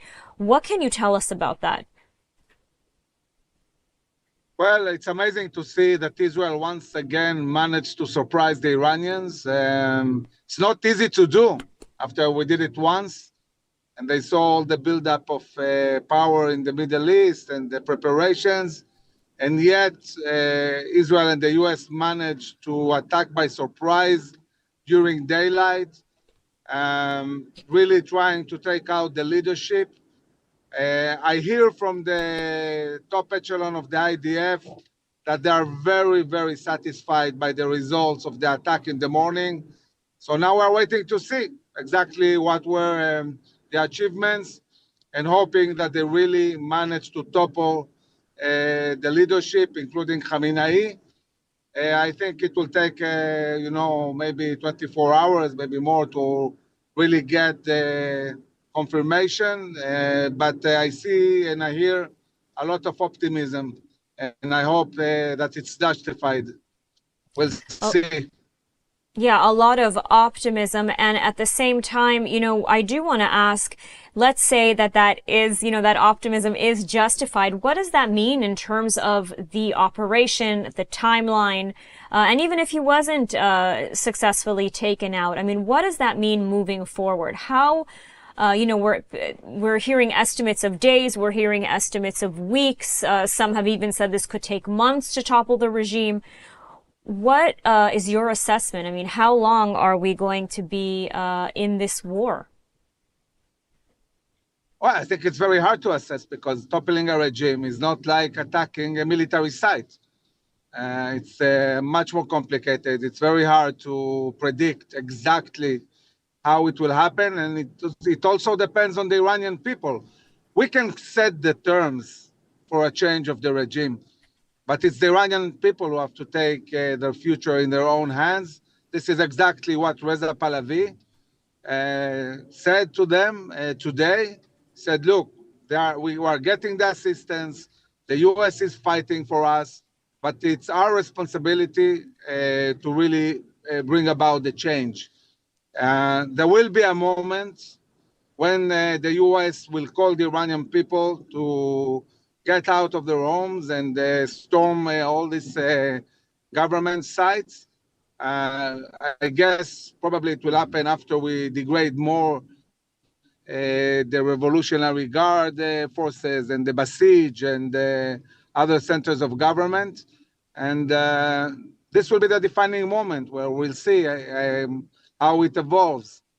You need a combination. You need a combination between the massive military attack that the U.S. and Israel are conducting and the mobilization of the Iranian people. We are not there yet. So we'll have to wait and see. Mm-hmm. And do you think that ultimately Israel and the United States have that goal in mind? They want to see regime change, enable regime change? I think they're saying that crystal clear. I mean, the president, if you listen to what he said today, he's talking about a change of regime, definitely. He didn't spend all this time talking about what this regime did all the way back to the end of the 70s. He really outlined all the atrocities the regime did, the amount of Americans they killed. By the way, he didn't mention Israel even once in his talk. The message was this regime is endangering the U.S., this regime is endangering Europe, is endangering the region, and therefore this regime needs to go. I think that this is exactly the goal, and the U.S. will push with Israel this goal.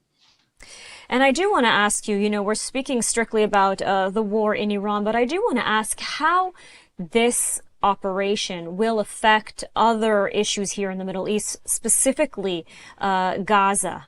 We're seeing as well terror proxies, Hezbollah, Hamas, that were, of course, all funded, trained, supported by the Islamic regime. So should the Islamic regime fall or this war continues and plays out, what or how will this impact Gaza and Hamas moving forward?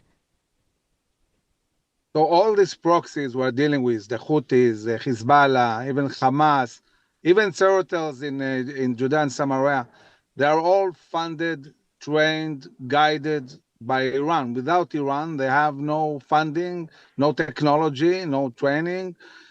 So obviously this will impact dramatically all of these proxies and will make it much easier to deal with them and destroy them. Hamas, we haven't forgot about Hamas. At the moment, the priority is to win against Iran. And when we'll finish with Iran, Hezbollah, the next thing is dealing with Hamas. I have to stop you.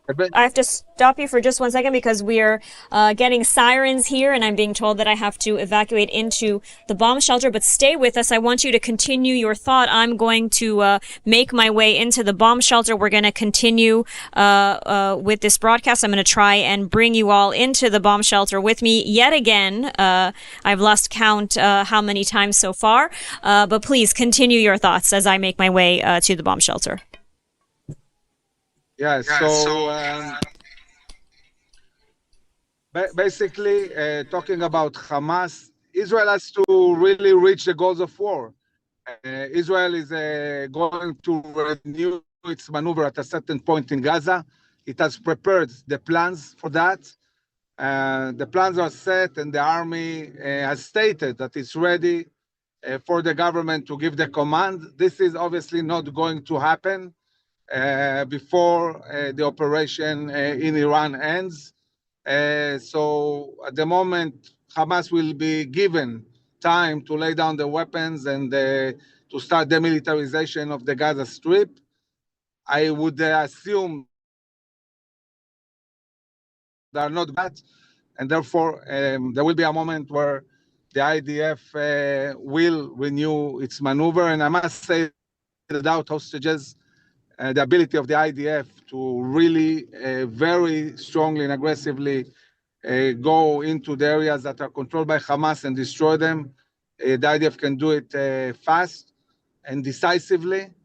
And obviously, if this starts after Iran falls and the proxies fall, I think that the job will be even much easier.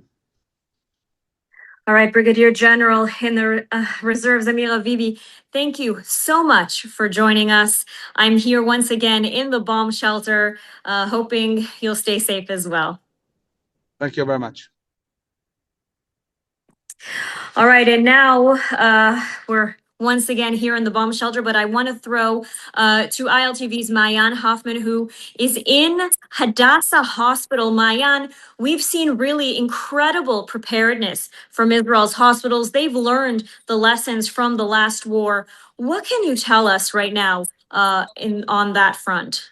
Sure. Well, I'm in Hadassah Har Hatzofim, the Mount Scopus campus, where more than 100 patients are being treated underground. They were all brought down very quickly when the alerts went off this morning, and that's true across the country. So far, there have not been many injuries. There's a 17-year-old boy being treated in the center, but more or less, and that was from shrapnel, but more or less people so far, thank God, have been safe. However, if you recall, in the last 12-day war with Iran, one of our hospitals, Soroka Medical Center, was targeted and struck by a missile. Thank God in that situation too, the patients were underground.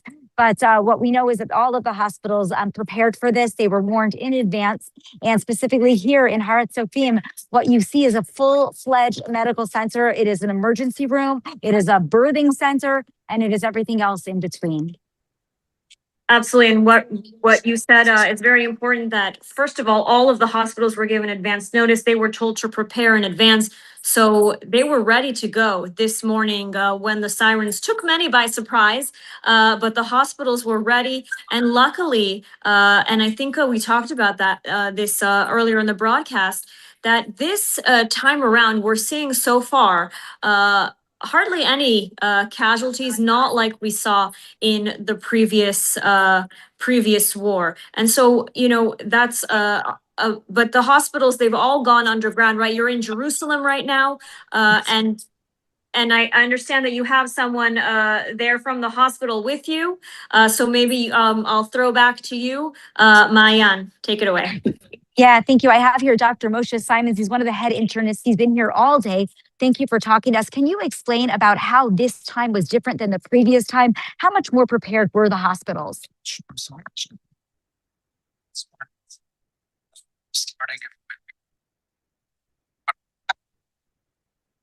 Maayan, we're having a little bit of difficulty hearing him. I'm not sure if it's just me because I'm here in the bomb shelter, but I think that we're having some technical difficulties. You want to try again? It might be an issue of the microphone. Are you able to just speak up and let's see if it'll work? And if not, do you hear him now? No, doesn't work? We still don't hear. Okay, so we're going to have to switch back. I'll check too. Okay, so I'll just let you know that he's letting what he was telling us was that they were able to come in. They were not given advance warning of the specific time that an attack would take place, but for the last 2 to 4 weeks, the hospitals were preparing. Dr. Simons told me in a previous interview that I did with him in advance that they all of the doctors were told what their roles would be, and in addition to that, that this hospital can stay active for 2 to 4 weeks, and maybe even longer, maybe more months if necessary. And that is true of all the hospitals. In addition, none of the hospitals aren't necessarily working together, but we're given the same protocols, he said. And so therefore, everybody is operating in collaboration. And if another event, God forbid, like what we saw with Soroka would happen, they're ready and willing to take patients from anywhere in the country. And are the hospitals right now, are they able to take only emergency cases, or are people allowed, to go to the hospitals, people who may be with chronic conditions or people that need to make their way to the hospitals? What is the preparedness level on that front? So that's an excellent question. Anybody who can avoid a hospital is being asked to avoid a hospital. Obviously, patients with chronic conditions such as cancer patients that need to receive treatment can do so at these hospitals. But anybody who had elective surgeries or who is really not suffering from an emergency is asked to please not come to the hospital. At the same time, Magen David Adom has put out an emergency call for type O blood in the event of an emergency, further emergency. There's blood being taken at many of their centers across the country. Sheba Medical Center is also opened in the area where patients can come. But there's also some really beautiful things that you're seeing come out of these hospitals. For example, Sheba shared a beautiful picture a few hours ago, the first cesarean conducted in the underground hospital, baby being delivered. So, they're operating quite well despite the tension across the country and the rockets that are putting you, for example, in the shelter. Here, everyone's protected and moving forward with the care that's needed. All right, Maayan, thank you so much for the report from the underground hospital in Hadassah in Jerusalem. Thank you so much for joining us. Thank you. All right, and moving on. So we are into our broadcast from the bomb shelter yet again. All day we have been running back and forth between the studio and the bomb shelter. We've had non-stop missiles here in Israel. And I want to invite now Eric Mandel to join us from the United States, Director of MEPIN. Eric, thank you so much for joining us. So, it's been a very long day here in Israel. And I do want to ask, we were awoken heard the sirens, the warning that the U.S. and Israel had launched a joint operation. Initially, there was a bit of confusion whether it was just Israel or just the United States or both. And now we know it's been a very broad, coordinated operation taking place. Can you tell us a little bit about what went into the planning of this operation and the close sort of cooperation and coordination between Israel and the United States? Well, I think this is historic. The idea that the United States and Israel are going in an operation where there is no possibility anybody could be confused that there are separate goals here. Maybe Israel has a little bit of different goal overall, but the fact that they're doing this, and you saw the book on Bibi Netanyahu's desk when he made his announcement about allies working together in war. So I think this is unprecedented. For decades, literally decades, whether I go to Congress or I write, I've been saying, why are we so afraid to say we want to be pro-Iranian for the Iranian people, and we want regime change against a nation that has killed so many of our people, as the president articulated, and he began that case during the State of the Union, where he basically said, I wrote a couple of notes on that, never allow the states, a number one state sponsor of terror, to have nuclear weapons. The regime has done nothing but spread terrorism, death, and hate. It killed tens of thousands of people. He didn't forget about the protesters, as some of us were worried about. And he also made the case that they're developing missiles that could hit or attack the United States.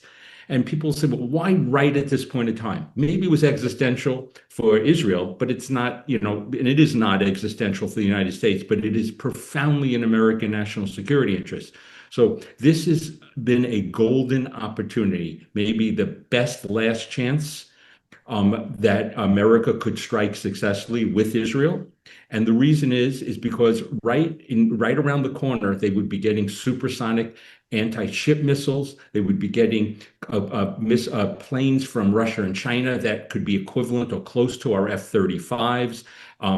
The Pickaxe Mountain, which is in Natanz, which was not hit in June, would be able to be so deep that our massive ordinances could go down. So this was a window of opportunity that couldn't be waited anymore. And we also know how long the planning was. I think Israel, from the day of June, where the war ended, where the president made the Israeli planes turn around, which were going to hit the IRGC, they were in preparation for this possible day. And the United States took a little more than 6 months to catch up. Absolutely. I mean, that is an interesting point that you made or that you brought up, is that in June, the 12-day war, Israel was on its way to hit the Iranian regime targets and even reportedly take out the Ayatollah Khamenei. And President Trump ordered them to turn the planes around and effectively ended the war. So this could have all been, very different outcome had Israel been allowed to continue in June.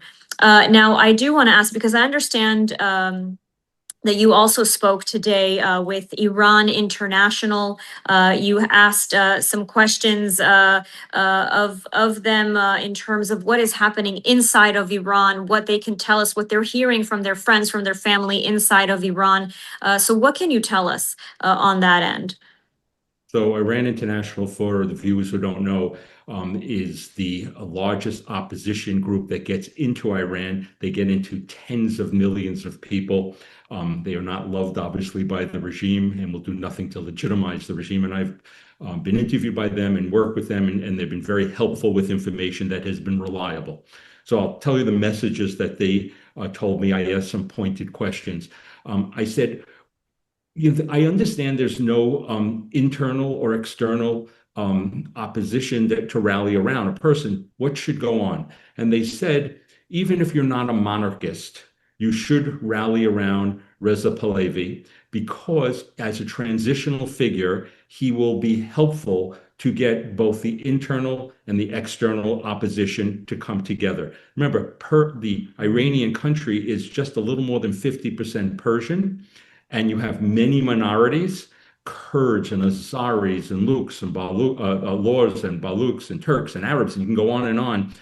And they seemingly, this is one place, and I hate to use the word nation state, but this is a nation, this is a 5,000-year-old nation where I believe they can rally around a temporary king and maybe on a transition to a democracy. So other things they said. Don't misunderstand, because I said to them, what happens if the protesters don't come out? They said, well, we can tell you right now that people are going to be out on their balconies cheering. They're actually celebrations, but they're muted and not coming out because, look, the president of the United States said, go in shelter. There's going to be missiles for days coming. So don't misunderstand if Iranian protesters are not out in the streets now. They made a very important point saying that they perceive what's going to happen internally in Iran from what the people they know is going to be in stages.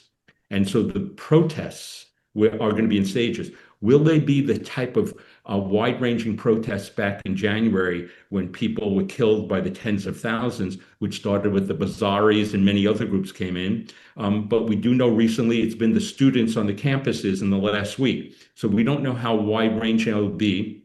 But they said don't expect they're going to be taking over institutions of parliament at this point of time. I said, so tell me what your one message is. You're getting in there. What are you telling the Iranian people? What do you want me to tell American people or the international audience? They said, the message is to the people who lost their families members is we're going to come back and avenge the deaths of those protesters. And the stories I hear from Iran, just to tell you one, there was a doctor, because they were not allowing protesters in who were injured, or the protesters were being killed. And I reported on a story of a 17-year-old who was injured and was killed in the hospital, of a doctor who she was working in her own house to save protesters because they were having terrible infections because they had no access to antibiotics, and she was kidnapped. These are stories that haven't come out. There are so many stories, thousands of them, that should appall American audiences, especially the progressives who were so much about worrying about what was happening in Gaza. And of course, we all have humanitarian issues, but have been silent about what's happening with the Iranian protesters. So that was the message that they wanted me to share with you. Absolutely. Now, I'm just, for our viewers, I am leaving the bomb shelter once again, making my way back to the ILTV studio. We've been running back and forth between the bomb shelter and the studio all day long. But, you know, Eric, I do want to ask as well, in terms of sort of the targets that are being hit. And we know that President Trump initially said that the operation in June, Operation Midnight Hammer, took out the Iranian nuclear capabilities. And yet now we understand that over the past few months, Iran has been, or the Islamic regime has been rebuilding these capabilities, trying to rebuild especially its nuclear capabilities. What can you tell us right now about the state of their nuclear facilities and what some of the nuclear targets are or would be for the United States and Israel? So the reports were that the 60% enriched uranium is still in a tunnel that they have access to, which is just a stone's throw away from nuclear grade. Granted, they can't turn that 60% into 90% because you're going to also need the weaponization part, the compartmentalization of the metals, and maybe to do a test blast. But I just want to point out how dangerous 60% is. And I'm sure that was one of the places that they had not hit before. You can take a 60% enriched uranium and you can turn that into a Hiroshima-style bomb.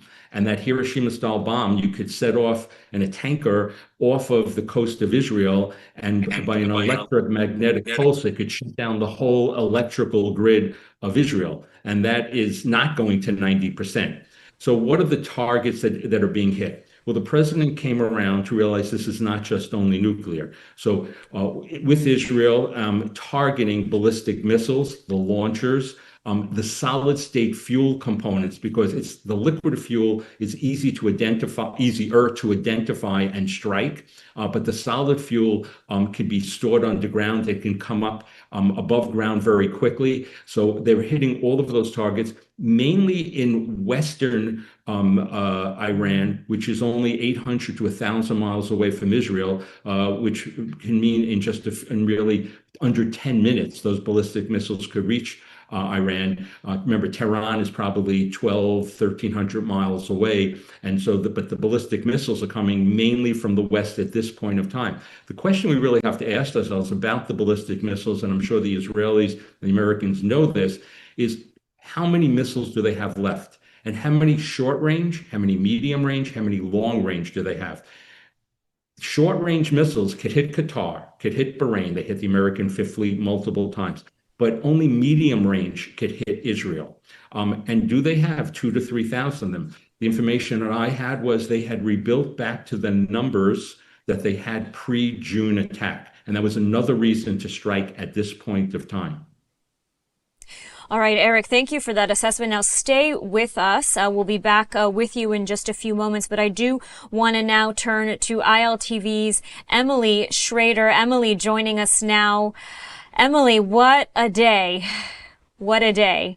What are your thoughts? You know, you've been waiting for this moment for a long time. You've been really outspoken about, the Iranian regime and all of the atrocities that it's committed to the Iranian people. You've become a voice for the Iranian people here in Israel and internationally. What are your thoughts today? Well, I mean, we haven't had a dull moment the whole day. I've been here in my beloved bomb shelter for many, many hours today.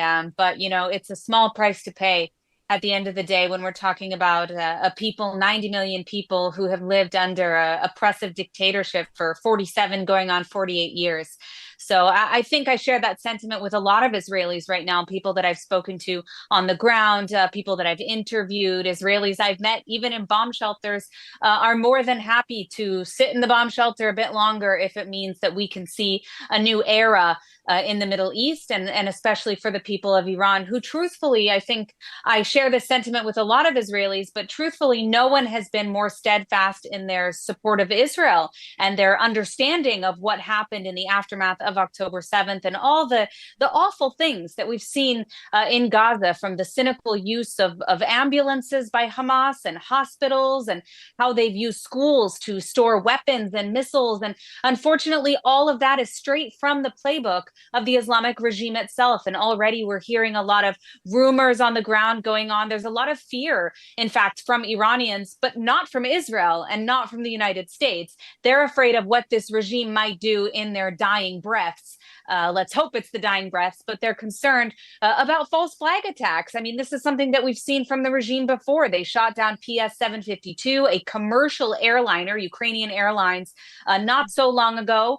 And this was supposed to be in response to the assassination of Soleimani by the United States. So they couldn't get U.S. targets, so they ended up targeting their own people. It's a sick statement on the reality that the people are facing and have faced. And so I'm cautiously optimistic. We never want to see war, but at the same time, I mean, this had to happen at some point. So let's hope that this is the end of the Islamic regime.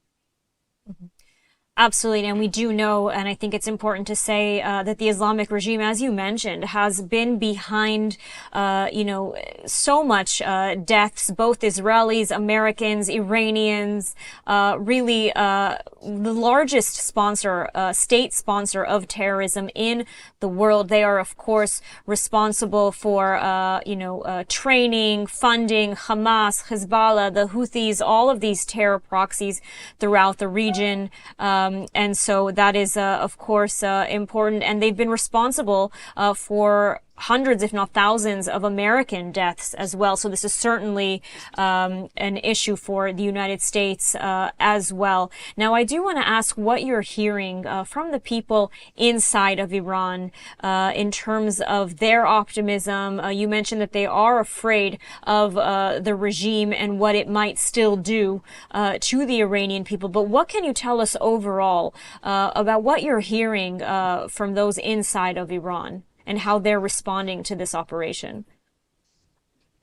The first things that I heard this morning were I was bombarded with thank you messages from Iranians inside of Iran who were very, very grateful and happy to see Israeli and American action. That was the very first response that I saw. Then from contacts that I've developed, people whom I speak to regularly, the same thing, very optimistic about what we would see in the coming days. There are still some rumors about the status of Khamenei. I know that multiple Israeli sources are claiming that they don't see any reason to believe that he survived the strikes, but we are still waiting at least for a formal confirmation, although it is very likely that he was indeed taken out. And the second that is formalized and announced, I think we're going to see people on the streets celebrating. But every single regime official that has been declared dead, we've seen massive celebrations from the Iranian people. We've also seen videos sneaking through here or there pretty quickly after these attacks started. The internet was cut off in Iran. I'm not sure if our viewers know that, but it is important to note that we have very limited connectivity.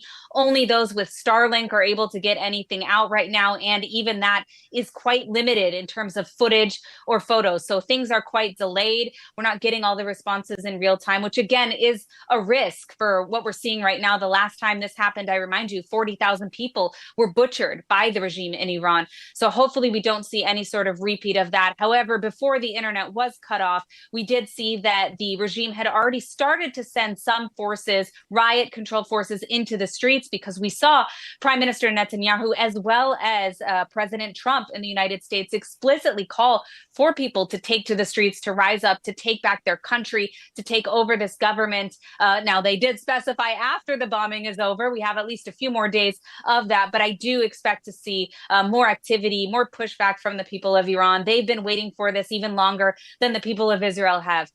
So I'm cautiously optimistic, but optimistic nonetheless. And I think that sentiment is shared with every Iranian right now, especially in the diaspora, but also inside of Iran, who have suffered for so long nothing but positive sentiments from them on the ground. I want to emphasize, because there's a lot of disinformation going around, that the Iranian people don't want this or that this is somehow Western imposed. It is not.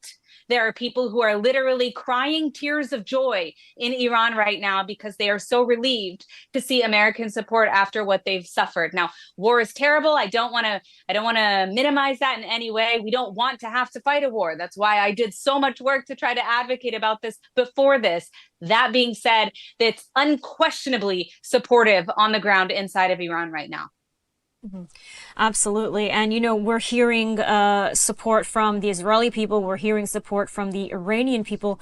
What about the American people? Because we know that there has been a lot of criticism, a lot of pushback from Democrats and even Republicans and sort of, the Tucker Carlsons about this war, claiming that, of course, Israel dragged the United States into this war. What is your message to the American people and to those who are criticizing this war? I think anyone who thinks this is Israel's war and not the United States is woefully mistaken. They're either lying or they're incredibly naive about the threat that the Islamic regime poses to the United States and to Americans. They've been trying to kidnap and kill American citizens for many, many years. That's not a change in policy. It's not something new as a result of Trump. This is their MO from day one in 1979. I mean, what did they do in the Islamic Revolution? They took over the U.S. Embassy and they took people hostage. And that same policy policy has guided their foreign policy since then for 48 years. They are in the process of developing ICBMs that can reach the U.S. mainland. They have been firing at U.S. troops for many, many years. They're responsible for the deaths of more than 800 Americans, not to mention the fact that they're funding all of these proxy terror groups that have killed countless Americans, including more than 200 Marines in Lebanon. We also saw dozens of Americans killed on October 7th, 12 American citizens taken hostage. This is an American fight, and America is leading it, not just for Israel and not just for the other countries, but for all of the Middle East, as well as the people of Iran. And anyone who has criticism, frankly, should keep their mouth shut and say thank you with the way that things are going, because if President Trump didn't have the courage to do what he did now, despite the criticism, it would have been much, much worse and much, much more deadly later on, which is what we've been warning about for decades. And we can't stick our heads in the sand and pretend that that's not the case. This regime poses a direct threat to the United States, to its leaders. They've tried to assassinate the U.S. president multiple times. So the idea that this regime isn't threatening the United States, it's insane. It is patently absurd. It's not something that anyone should be listening to right now. And frankly, it's a talking point of the Islamic regime to try to garner up opposition to this front when the majority of the American people know how dangerous this regime is. We've heard about it for many, many months. I've heard a lot of people claiming that 8 out of 10 Americans oppose this war. That's actually not true. This is a poll that referenced back in June last year. It's not related even to today. The support is mixed. It's about 50-50 right now, according to recent polls. Not particularly popular, but certainly not the 8 out of 10 that we keep seeing people spout off as if it's a verified statistic of the polling of what we're seeing right now. And it's important to keep those facts straight when we're talking about this issue. But it is a critical issue also for the security of Americans, not just military, but everyday Americans as well. And it's a regime that needs to be stopped for the sake of everybody involved. And I do want to talk a moment about sort of the day after. I mean, we're getting ahead of ourselves a little bit because this operation has just begun today, but clearly both President Trump and Prime Minister Netanyahu have said in one way or another that the ultimate goal of this operation is to pave the way for the Iranian people to topple this regime. And so I do know that there's also a lot of controversy over what will come next in Iran. The figurehead that we've come to know is, of course, Reza Pahlavi.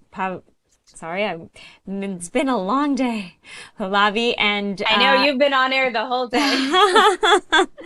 and so he is sort of the figurehead that we're seeing. Is are the Iranian people behind him? Because I've understood that there's also some sort of I would say, some people are behind him. Some people are claiming that they do not want a monarch back in power. I mean, what can you tell us about the day after and what the Iranian people actually want for the day after? What we've heard on the ground since this uprising, or most recent uprising, began at the end of January is a pretty unified call, more so than ever before, for the return of the Crown Prince Reza Pahlavi. There is no other single opposition figure that commands even close to as much support, not even 50% as much support as we see for Reza Pahlavi. Does that mean every single Iranian wants a monarchy as a system of government? Of course not. But this is something that Reza Pahlavi himself has advocated. He is not someone who wants to come in and be king. He stated that explicitly. What he has called for is a transitional leadership that leads to a national referendum on the system of government. Not only that, but he has worked with many people, including other opposition figures, to put together a plan, a comprehensive plan for the first 100 days after the Islamic Republic falls, how to keep the country stable or stable enough in order to have elections, in order to have a national referendum, so that we don't see a repeat of the illegitimate constitution that currently is ruling Iran, that the Islamic regime brought in shortly after their violent revolution in 1979. So what we're talking about really isn't what people say about Reza Pahlavi or what Reza Pahlavi himself is saying. The conversation is sort of happening around him. And I think it's important to get back to the basics of what he's actually advocating, which is a transition to what he envisions as a constitutional monarchy, which is something that would be great, but obviously subject to the the will of the people of Iran and no one else. That's important to note. This is not about what the United States wants. This is not about what the state of Israel wants. This is about what the people of Iran and the people of Iran alone choose as their future form of governance, as well as who their future leaders will be. That being said, from the West perspective, I think it's really important to support Reza Pahlavi through this time, to listen to the will of the people, the fact that they are calling for Reza Pahlavi on the streets, and not just in specific areas, but all over the country. We saw protests across 31 provinces, even in the ethnic minorities that historically have had some opposition or perhaps criticism of Reza Pahlavi's father, the previous Shah. We see those same groups of people chanting for Reza Pahlavi. I mean, it's truly historic. And unfortunately, we've seen, as part of the Islamic Republic's disinformation campaign, a very concerted effort to undermine that. Never mind the fact that, again, as I stated, he is not calling to be king. We're not talking about installing a monarch or even a leader of any kind. We're talking about a transitional period to, hopefully, democracy. All right, Emily Schrader, thank you so much for joining us, for, of course, separating the misinformation from the facts. Thank you again. Thank you. All right, so it's been a very long and dramatic day as the United States and Israel began their coordinated and broad operation against the Islamic Republic of Iran. Do we have Eric Mandel? Are you still with us? I am. Eric, great. So back to you. You know, where we've been covering this operation since it began from the morning. We've been doing a live coverage all day. Right now, what can you tell us in terms of what, what is happening on the ground in Iran right now? So I think you're going to be having 2, 3, 4, 5, 6 days of continuing strikes. And then the question is, what is the American goal at that point of time? And I think one of the things that has to come out of all of this is there has to be a clear message to the American people. I think there's a tremendous amount of ignorance. You were talking with Emily about, what do the American people feel? What are the polls feeling?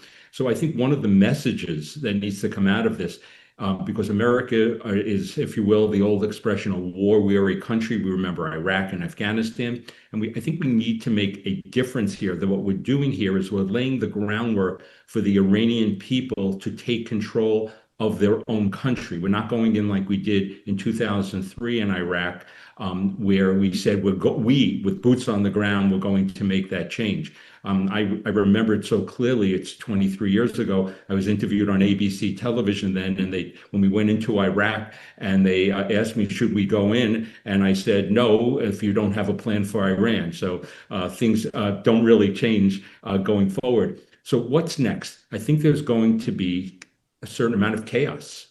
I think there's going to be confusion. There's going to be mixed messaging. We already have the Europeans sitting on the sidelines or talking about returning to negotiations, where if they were not moral Lilliputians, that they should be talking about. We supposedly are for West, for human rights.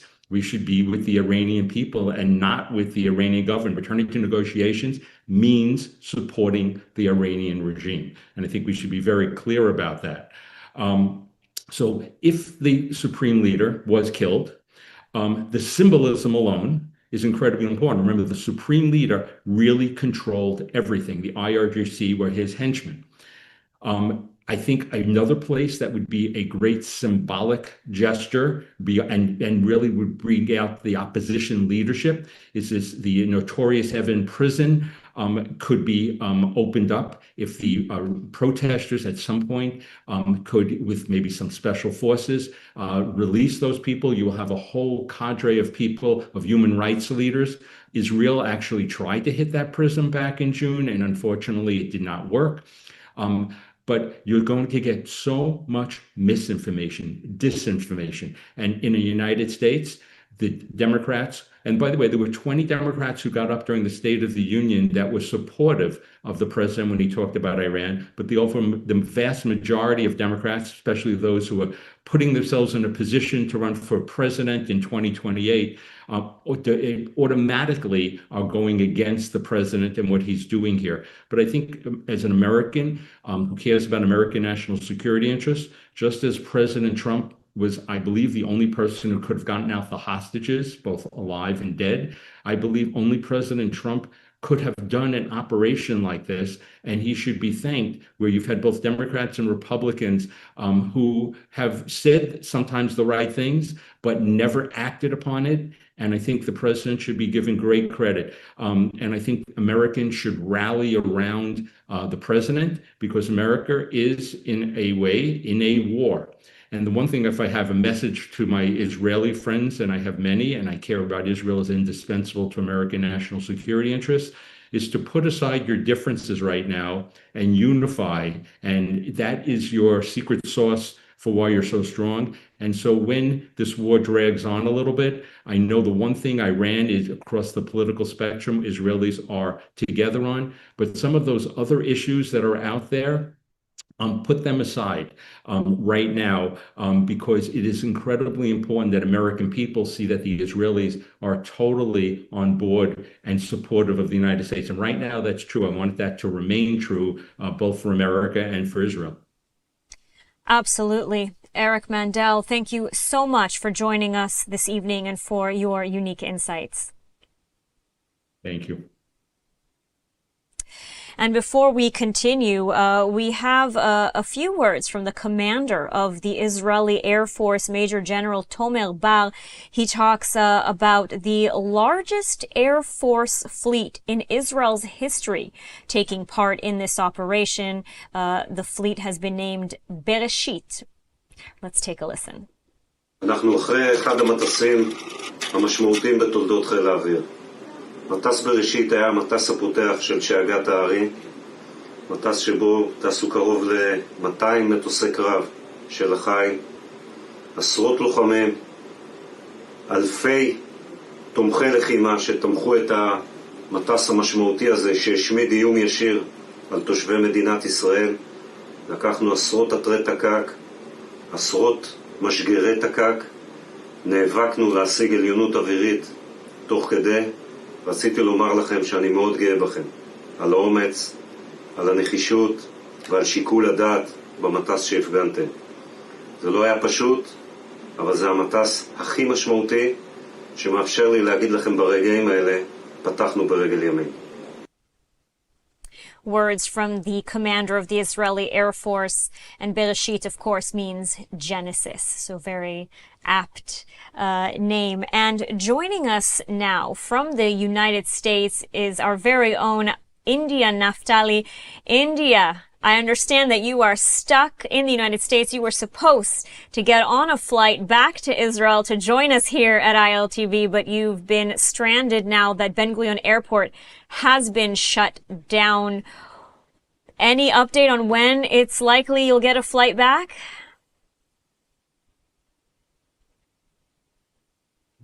Oh, India, we cannot hear you. I think we're having a little bit of difficulty. Now we hear you. Yeah, now we hear you. That's right. So, Lidar, that is correct.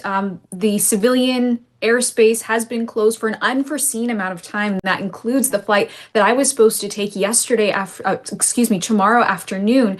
Now, it's estimated that tens of thousands of Israelis are also stranded abroad, but they will not be forgotten. El Al has already announced rescue flights, and those who already had existing flights that were canceled will be prioritized in this. You know, Lidar, it's interesting because Israel may be the only country in the world that tries to bring people home to a war zone as part of a rescue operation. I always thought that was quite interesting. Those who were waiting at Ben Gurion Airport to leave the country for their trips were asked to go home. It is also estimated that 40,000 tourists are trapped in Israel, and they may have to leave the country through corridors like Egypt or Jordan, but that is up for Israeli authorities to decide when and if that will be possible. We do know that El Al has halted ticket sales until March 21st to allow those whose flights were canceled to get on. So if any of you have family or any of you that were supposed to be on those flights, you will be prioritized, and those who are trying to get home and did not have a ticket, they will come after. But this is all part of the rescue operation. We're hoping that the airspace will open soon, but it's really up to Israeli authorities to determine when and if that will be safe.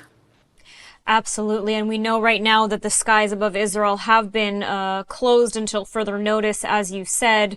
And it is really an incredible point that you made, that Israelis, I think, are the only people in the world that try to catch flights back in to the war zone. We've seen this repeatedly since October 7th, when people were just trying to get back into Israel despite the missiles, despite the war. And we're seeing that again now. And of course, Israeli Airlines, El Al, leading the pack, as well as Archaeological and Israel Air, they all try to sort of, as soon as they can, and we saw this in previous conflicts, to get these rescue flights and rescue Israelis that are stranded abroad. India, so we hope that you'll be able to make it back here to Israel. But I do want to ask you, now that you're in the United States and you're seeing sort of all of this play out from there, what are you hearing in the United States? How is the American public reacting to this war? Well, there's mixed reactions. There's people that didn't want anything to do with war. There's a lot of Americans saying that they want to focus on, as you've heard, America first, and they consider that as part of being America first by focusing on domestic issues. But what they don't realize is that securing security in the Middle East directly impacts and benefits the United States militarily, security-wise, and internationally as part of foreign relations. But many Americans are thrilled to see that this Iran regime is about to topple. Many Americans are excited. They've been long awaiting this. And I think Americans are, in the end, going to appreciate that Donald Trump had the courage to make this strike when he did. Absolutely. It's certainly an historic strike, a joint operation between the United States and Israel. India, we hope to see you back here in Israel soon, but we're happy that you're safe in the United States at the moment. So thank you so much for joining us today. Thank you, Lidar, and please stay safe. Thank you. All right, so we are wrapping up our special live broadcast. We've been live all throughout the day here in Israel. It's been a very dramatic day, as this morning the United States and Israel began their coordinated operation against the Islamic Republic of Iran. Israel has dubbed this operation Roaring Lion, a continuation of the 12-day Israel-Iran war in June, which was called Rising Lion. The U.S. has named it Epic Fury. And U.S. President Donald Trump announced the operation early this morning, Israel time. Prime Minister Benjamin Netanyahu also issuing recorded statements, speaking directly to the Israeli people and to the Iranian people. And now, according to the IDF, this operation is aimed at degrading the Iranian terrorist regime, removing it as an existential threat. In other words, the aim here is regime change in Iran.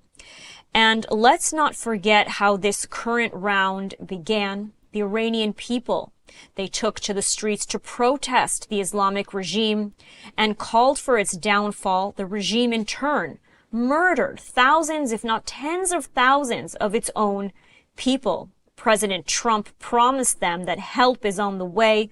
In a famous tweet today, he is delivering on this promise. And in addition, following Operations Rising Lion and Midnight Hammer in June, the Iranian regime has continued, despite multiple U.S. warnings, to pursue its nuclear capabilities, develop its ballistic missile and terror proxy capabilities. And so while President Trump tried to pursue diplomatic negotiations, the regime would simply not give up its terrorist or nuclear ambitions. And so I do want to break down a timeline of what's been happening today. In the early hours of Saturday, the United States and Israel launched this long-anticipated military operation, hitting numerous targets throughout the country, including an attempt to take out the supreme leader of the Islamic regime, Ayatollah Khamenei. We are waiting to hear one way or another to receive confirmation that he was successfully taken out. We still do not have confirmation, though people here in Israel, security officials are optimistic that the strike was successful. And on the home front, at around 8:30 this morning, sirens sounded throughout Israel, sending millions into bomb shelters. These were initially warning sirens as the IDF and Home Front Command issued new guidelines and declared a special state of emergency in Israel. Schools and workplaces have been shut down for the next few days. Gatherings are strictly prohibited. The airport and airspace have been shut down, and Israelis have been instructed to stay near bomb shelters. And so far, we have had continuous volleys of missiles being fired from the Islamic regime in Iran throughout the day, every few minutes having to run into bomb shelters. We have been here at ILTV back and forth between our studio and the bomb shelter numerous times today. And so according to the reports, we are waiting to hear of the fate of the supreme leader Ayatollah Khamenei, but also a series of senior Islamic regime officials that were also hit. And the strikes against the Iranian regime include the presidential palace, ballistic missile sites, and other regime sites. Now, the Islamic Republic of Iran, as I said, has been firing volleys at Israel all day, but it has also fired at Qatar, Bahrain, the United Arab Emirates, Kuwait, and also reportedly Saudi Arabia. The Iranian regime has also announced that it was shutting down the Strait of Hormuz, which is a very strategic strait, and so we're seeing here an escalation. Now, the IDF and the United States are estimating that this will take a couple of days, and so we are just on day one of this Operation Roaring Lion here in Israel. And ILTV will, of course, continue to update you, our viewers, on all of the latest news here coming out of Israel. We are calling it a day today after hours and hours of live broadcast, but we are going to continue on social media to update you all, and so you can subscribe to our ILTV channels, follow us on social media. I'm Lidar Lazi. Thank you so much for watching, and stay safe, everyone.